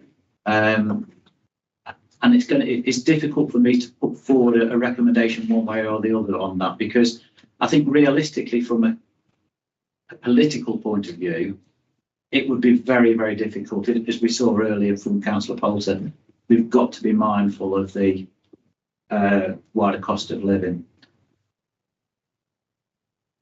Having said that, most supported housing is at social rent levels and is still relatively good value for money type of thing. So, you know, there is scope there to increase it if there was minded to do so. We know that around about 60% of rent service charges is covered by housing benefit and universal credit. That percentage is significantly higher on our supported housing stock. I've got some background figures. Around 2/3 of our supported housing stock is covered by housing benefit. It's not possible to get the element that's covered by universal credit, because the universal credit goes to the tenant direct and then they pay us. So we don't really know who's on universal credit on that side. Having said that, you know, it is likely that by far the biggest contributing cost to supported housing rents is the welfare bill. And I know the board are really keen, as we've talked about it numerous occasions, around cost of living implications. We've got existing support mechanisms in place and we're not proposing to reduce those at all. We've got money advice services, we've got the wider Derby advice service, including welfare rights as well. We've got a welfare reform team that assists people over onto universal credit. We've got an energy support team that gives out energy efficiency advice. All of those areas are available to tenants to help them sustain their tenancies and give them the support that they need. If, you know, taking Jen's point of view, if they are willing to, you know, engage with us and take advantage of those services that are on offer. What isn't included in here, and the board may be mindful to it noted as an addition to the recommendation, is a lot of housing providers have already set up what's called a tenants hardship fund, and we did look at the options around including that, but at the time of modelling we didn't include that as an option. But if the council was minded to consider a 7% increase, there might be greater assurance to all that to assist with the cost of living of this higher rent charge, there could be a specific tenant hardship fund, which would obviously be ring-fenced to tenants because it's funded from the HRA, and that would supplement what is already available to tenants via household support funds, energy support funds, the council's SDAs, the government contributions, etc. It would be a specific ones for certain tenants meeting whatever eligibility criteria we set up. And we've done some background work on what a tenant hardship fund could look like. And again, we could push that through the operational board, or we could check out with the council on that. So it is a really difficult question on the rents. But I think in summary, I'm saying that for the reasons of a balance between affordability, investment in services and stock, and the wider welfare bill, my recommendation is that the board still presses forward with a recommendation to the council to go with the maximum rent increase for next year, which is 7%. May want to do a separate comment on the supported housing side as a separate recommendation, and you may want to make a separate recommendation about the tenant hardship fund as well. So perhaps take those in one after the other. Just before I go to Shannon, just listening to what you're saying there, I take the point very much that you find it difficult to make a recommendation on the supported housing one, but I think a recommendation could be phrased that the council could give consideration to differential rent. for supported housing. I think that'd be wise because I know that we are looking at that behind the scenes. Yeah. So that supports that review. Yes. That's not saying that we as a board are pushing it one way or another, but I'll obviously listen to what all the contributions are, that at least it's a topic that deserves further consideration. Yeah. I think that's actually a really valid point. I was going to ask about this, the supported accommodation, and ask about kind of like the difference between I don't know what the current sort of rent level is for supported accommodation, and what's the difference between 7% and 11%. What sort of figures are we talking about? Well, if we're saying if we said that supported housing was equivalent to the average rent, £88 a week, that's based on a 5% one. A 7% would be £90 a week. So 11% would be an extra £2. Be about an extra £8. So you're looking at potentially £96 a week rather than £88 a week if it went the full weight up, which again, the majority, well, virtually all of that will be covered by benefits. Oh, I think. Michael, I'm happy to support 2.1, 2.2, 2.3, but I'm uncomfortable about supported housing. I think people have been penalised. You're saying that a lot of it's covered by housing benefit or whatever, but some of us don't. When I say yes, I mean tenants out there don't claim anything, and they're going to lose out. Like you use the base, they're going to pay a lot more because they'll get supported from the government. That's a very valid point. I mean, that's the push on the claiming benefits. We're not claiming benefits. Yeah, that's a valid point. You know, it is a difficult balancing act between charging a fair rent, which then can be reinvested in services, and asking those who can afford to pay a bit more. For the wider benefits of the services. I think that what we're recommending to the board is that the board should recommend to the council that consideration is given to the We're not pushing one way. No, I get I think we take your point. There's more work needs to be done on it. Well, just refresh me, what is the difference between standard accommodation and supported housing? I should know, but I don't. So, for example, one of the reasons why the cost of supported housing is more is, for example, the Carelink equipment that we're in the process of installing into all that equipment. That costs £350 to £400 per unit to install, and there's an annual cost that the HRA covers for running, and that's around £300 a year, whereas a public person in receipt of the Carelink service will pay for that service. That will be available to all supported housing properties, and it's included within the rent. Whereas if it was a service charge, that would be an extra £6 a week on that property. So that gives you an idea of an example of why the cost of supported housing is greater than general needs housing. To me, sitting here listening to you, I think if I was looking at this from the cold light of day, I would prefer it to be classed as a service charge as opposed to the rent increase. People who are on benefit wouldn't, Bob. No. That would make it fair. That would make it fair. No, they say money because that would not be classed as I don't know if that service charge will be supported by benefits. But that means every recipient of that service will be paid the same charge. I think we'd have a lot of affordability issues if we left the service charge for the Carelink service on 2,400 properties. And that's why the HRA covers the cost on behalf of the supported housing group on there. Okay, so. I'm just trying to stir up discussion here, by the way. It is 9 o'clock, Bob. Sorry, Lucy. Oh, sorry, Lucy. You're on muted, Lucy. My apologies. On the table in 4.3, Michael, you've got the market rent, but you've not got housing association rent. And I think that would also tell a very significant story. Okay.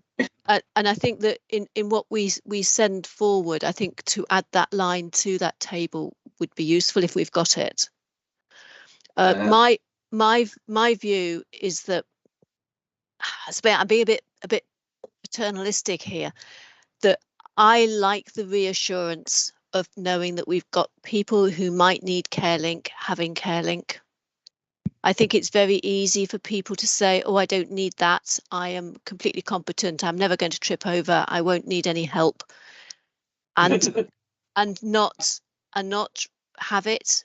And I think that it's one of those safety nets that it is that if we've taken it away from easily providing it, that we might then be criticised for having done so if there is a case where somebody would have benefited from it.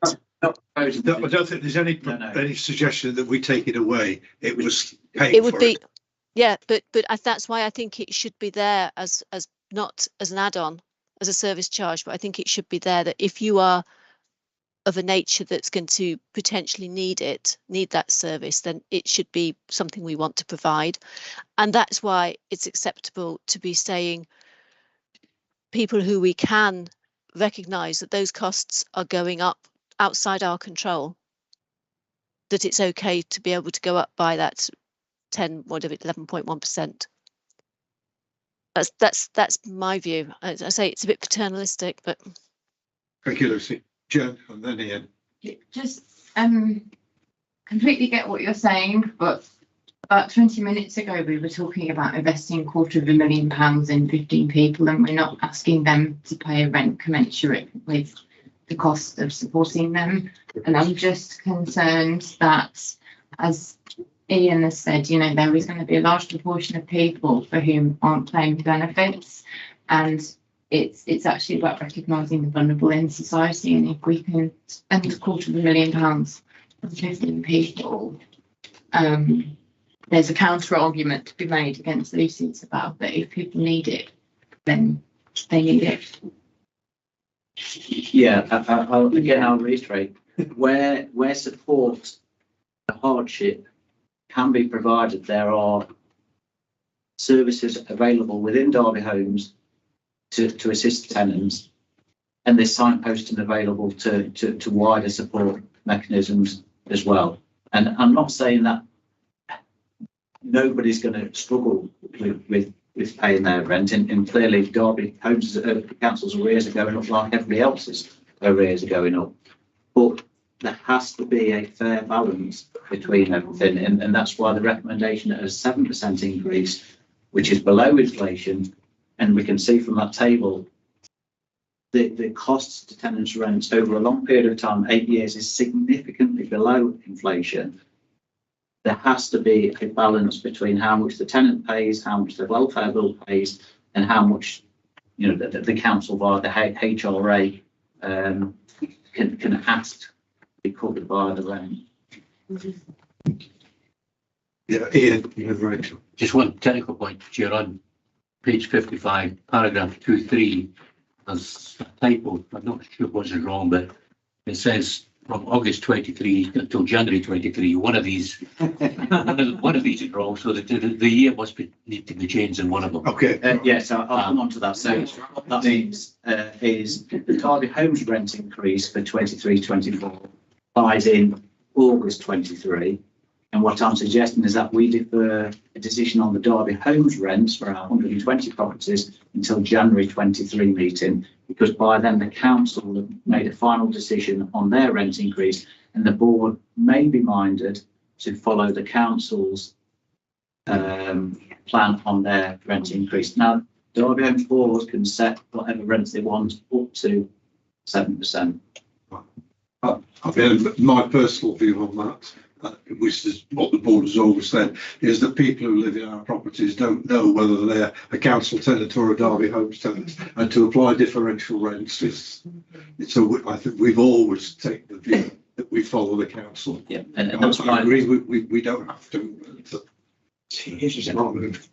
The other thing I was going to say, Chair, is I must say I'm a bit uneasy about those who are in supported housing who pay themselves might be hit with this 11% increase. And I'm just wondering, I can't remember the exact figures that were mentioned, but it seemed to be a relatively few number of people. Yes. And I just wonder how much this would bring in and whether we should be burdening people with an 11% rise if it's not really going to bring in enough terribly much money.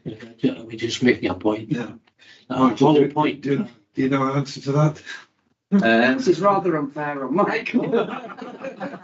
I made him do percentages earlier. Well, I remember that. I think what we said was that one third of the people in supported housing paid themselves. No, That's across the whole tenancy. That's across. It's a lot lower I in. think for me, I think what Michael needs is an opportunity to be able to work through this. Okay.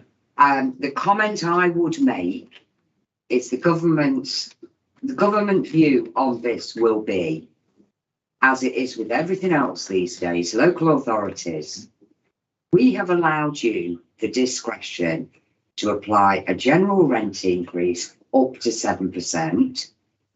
Outside of that, you can do CPI +1 on supported housing because you have told us it costs you more to deliver. Then whatever choice local authorities make below those levels, the government will view that as a consequence that the local authority has to live with in terms of the reduced income. Yeah.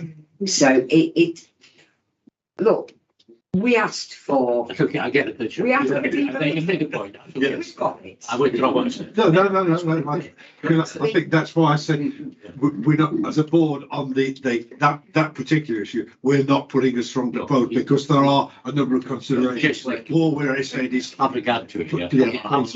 please, can you look at it? Yeah. Sorry, Rachel, do you have the answer? So this is a fiercely difficult decision. Yeah, absolutely. And, we are not of our own making. And, we've talked about what the council position is in our budget and the pressure on our budget. That, again, is creating a whole number of really fiercely difficult decisions.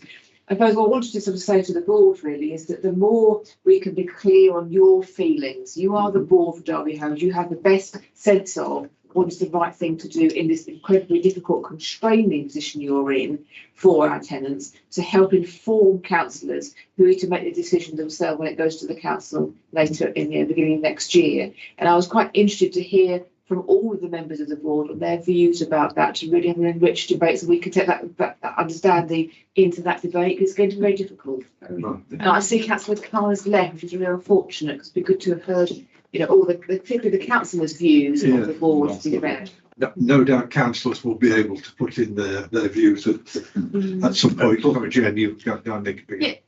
So absolutely get what you're saying in terms of needing the extra money. I'm just wondering, if we go down the route of the increased rent and it's going to be a relatively small number of people who would have to absorb the cost themselves, could the eligibility criteria for things like council hardship funds absolutely include those people, so that if they were beginning to experience difficulties, there would be no issue in them at all? If we're saying we need to make the bigger pot available for everybody's benefit, could we specifically identify those in supported living who might be subject to disadvantage?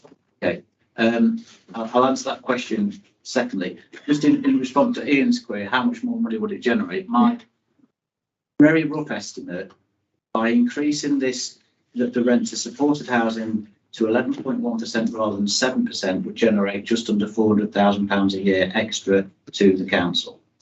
And the overwhelming majority of that £400,000 would be covered by benefit.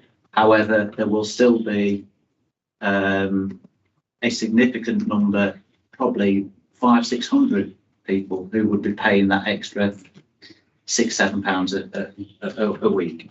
In response to could you target the tenants' hardship fund to a particular group? I would urge away from that, and I don't want to get into a long debate about what we believe the tenant hardship fund would look like, but I've spoken to a lot of colleagues in this area, and the feedback I've got from them is another cash handout of the £200 does not give any long-term benefit to an individual. There's numerous hardship funds out there that give cash, not handouts, but cash support, immediate cash support. Our suggestion would be to the council that if money was set aside in their hardship fund, that is reinvested in areas like our money advice, which is a dedicated service to tenants, for those people who come to us asking for support, and for us to give them in-depth support, and it gives them half a chance to like not clear the debts, but half a chance to get their financial affairs in order to then help them sustain their tenancy going forward. Because I'll be honest, we have facilitated hundreds of thousands of pounds to be handed out to tenants via household support funds, and our arrears are still going up. Yeah. Cash handouts of a couple £100 will not make any real difference. We want to try and make differences to individuals by getting to the root causes of their things. And I would think if there was hardship funds available, our recommendation would be to invest that in additional areas in our money advice to really help those people who meet the eligibility criteria for those who ask for money advice. I'm hearing that it's give a person a fish as opposed to a fishing rod, to use the analogy, and we want to be giving people fishing rods. Absolutely. It's a good analogy. Yeah, I was just going to say that it kind of like, again, goes back to previous things we've discussed about the support being about the individual and their individual needs, and how we can help people to, like you say, sustain tenancies and kind of get where they need to be. Yeah. But, and sort of, rather than blaming them, understanding how they've got there and working with them and helping them to make changes. There's numerous things we can do around breathing space, debt relief orders that will make a long-term difference in people's underlying financial circumstances. A £200 handout will help them for a couple of weeks. And we've got to then decide, is that the best use? If there is a tenant hardship from the HRA, is that the best use? How do we best use that? I appreciate we've spent a long time on rent. I just don't want to omit the service charge element, where what we're suggesting is that we cap the increases to service charges at 10%. And again, I know 10% sounds a high percentage figure, and what I wanted to give assurance on it is that we would cap in service charge at 10%, but no individual service charge would increase by more than £1 a week. And I gave the example in the report of the smoke alarm service charge, which I think is about £1.46 a week. That would go up by 15 pence. So 10% sounds a lot, but on very common service charges like smoke alarms, it's 15 pence a week. The costs within Derby Homes are well above 10% inflation. Staff inflation is 7.2%, non-pay inflation is way in excess of 10%. Okay. Thank you for that, Michael. If there are no more comments, if I can perhaps structure this recommendation, listening to what Rachel said about aiding the council in a clear thing. Can I take the two recommendations, which I think are less contentious first? If we take them in reverse order, that we agree to defer a decision on Derby Homes rents until January. Are we agreed with that? Okay. Yes. Going up, then bearing in mind what Michael just said about service charges, are we happy to recommend to the council an increase of 10% in service charges apart from the furnished projects? Capped at 10%, correct? Yes, we're happy with that. Right, listening to what people said, I've not heard anybody arguing against a 7% increase, particularly given the view from the tenant panel that they put a cap on of 7.5%. So but listening to the other comments there. Sorry? Shiraz, were you? No, in case you wanted to get out. No, it's kind of views. Do you wish to contribute, Shiraz? No, sorry, I missed it. The battery went on my laptop, so I'm on my mobile. Right. Okay. Right, we've had it, if I could just say, this what I was about to say, there, that the recommendation I'm putting from the chair, which people can say yes or no, they agree, that we give a strong steer to the council that they go to the government maximum of 7%. Yes. That we ask them to look at, to give consideration to a differential rent increase for supported housing, given all the points that both Ian and Bob have made against that, but in terms of there, but not to push it one way or another, but to give a strong, to give a view that there is a consideration of this, taking all things into account, and that we also give a strong recommendation that Michael continues his talks with colleagues about setting up a hardship fund in the way that he's just outlined. Yeah, absolutely. Agreed. I think that was just it. Yeah. Michael, are you okay with that as well? Yes, obviously the decision on all these things is ultimately. Absolutely. We recommend that. Just have a comment. Yeah. Are you happy with that? Does that give you what you require?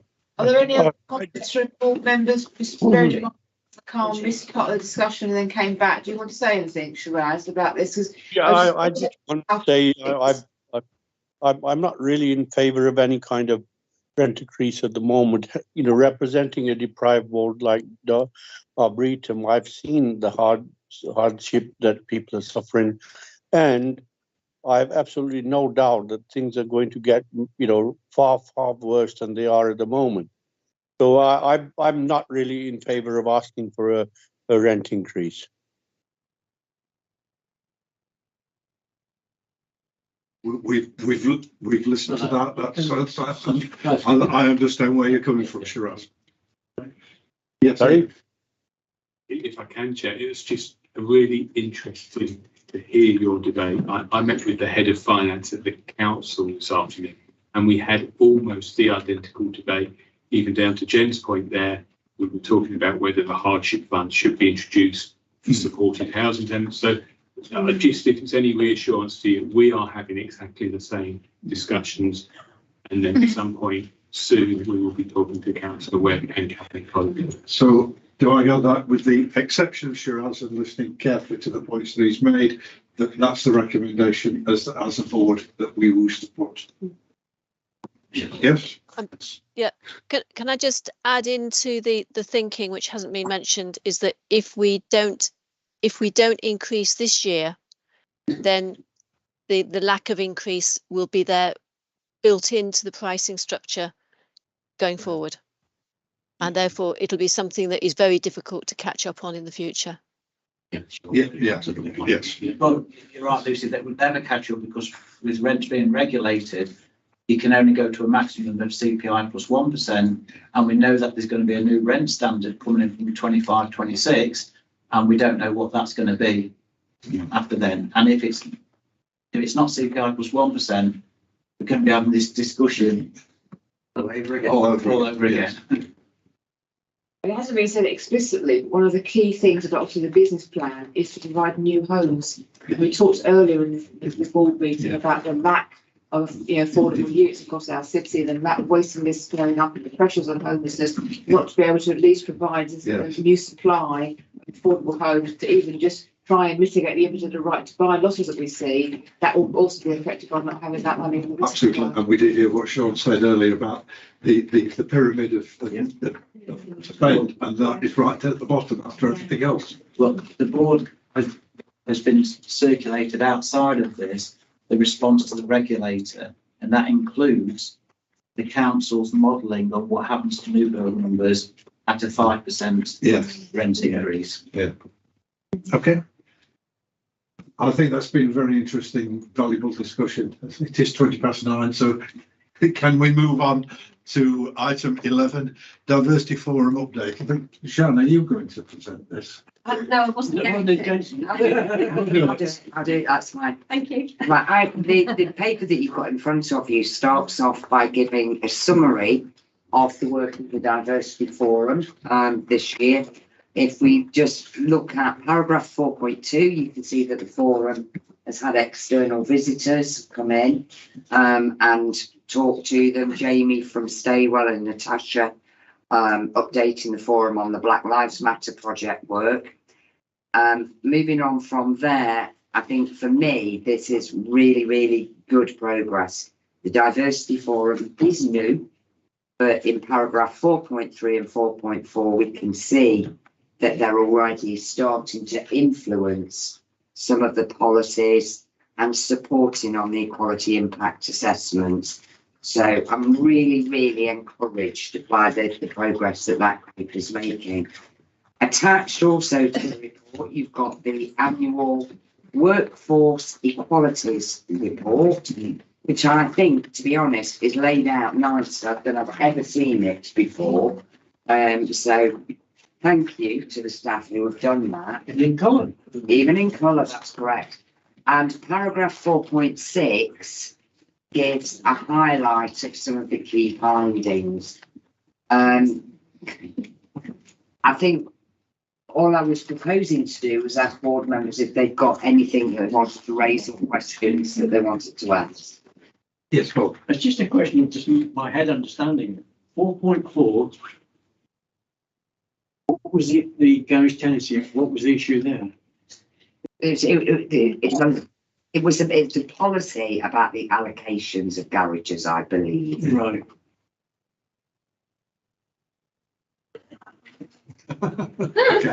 Garage tenancy is not an awful lot to talk about. No. I believe it's the allocations policy for I can't garages. see I see what you're saying now, the connection between equalities and the garage. No, it's the quality of accessing a garage, I believe. Yes. That makes sense. Yeah. I'll just add a few extra things as well, just to say that we continue at the forum to talk about sort of training and particularly around doing equality impact assessments. That so you will be seeing more of those attached to reports, because we feel that that's an area that we probably need to do more work on as an organisation. And I will just say again, that's something that that we can't do anything about at Derby Homes, because it's a societal thing, but it just makes me a little bit not angry, but just the fact about the gender pay gap and the fact that the traditional roles that we have females employed in, those skills are not recognised. I say it's not just at Derby Homes, it's across the whole kind of sort of society really, compared to the more traditional roles that males do. And it's not about putting women into those male roles, it's about recognising those skills in the roles that women traditionally do as important, but we're not going to be able to change that ourselves. And I don't quite know where we go from there, but I just think I still need to raise it. So it's called patriarchy. Domestically caring, isn't it? Domestically caring related stuff. Well, it's kind of like, it's just sort of like those things kind of say every time, like, and we saw the employee come, they winning the award, those the sort of the work that she did and the skills that she had, and you know, kind of like but anyway, we're not going to change it, but I will just say about it. Yes. Yeah. Okay. Right. I don't like the fact that 234 members of staff now age over 50. Yeah, and that is potentially actually a problem for the organisation. It is. That's over a third of our organisation now. Yeah, it's not to say most public services. Yeah. Right. Thank you for that. We agreed to note it. Yeah. I would just like to make a slight change now to the agenda, because I've just had a note that Charlie's going to have to go. So can I jump very quickly to appointments to committees, item 14? And before Charlene goes, just ask if she's prepared to continue on the audit committee. I would love to if you would have to. Thank you. Why not? Perfect. Perfect. I'm so sorry, I've got to. No, I do understand. Thank you for your attendance. Nice to see you. Okay. If we can go on there to A12, board members' declaration of interest, just for noting, the one thing to note is that this is a change from there. It's now in the public domain. It's previously been confidential. It's now public document. It's always been public. Yeah. But this, normally, we wait for people to ask us for the information. Yeah. We just want to be proactive and put it on your board member profiles. So people don't have to ask. Yes. Yeah. Chair, can I just raise a point I think it's the way it's been copied down here. Under mine, the questionnaire we filled in. Yeah. You've got to say what a local authority is. And for all of us, a local authority is Derby City Council. But somehow that's got, and none of the other board members, it says Derby City Council.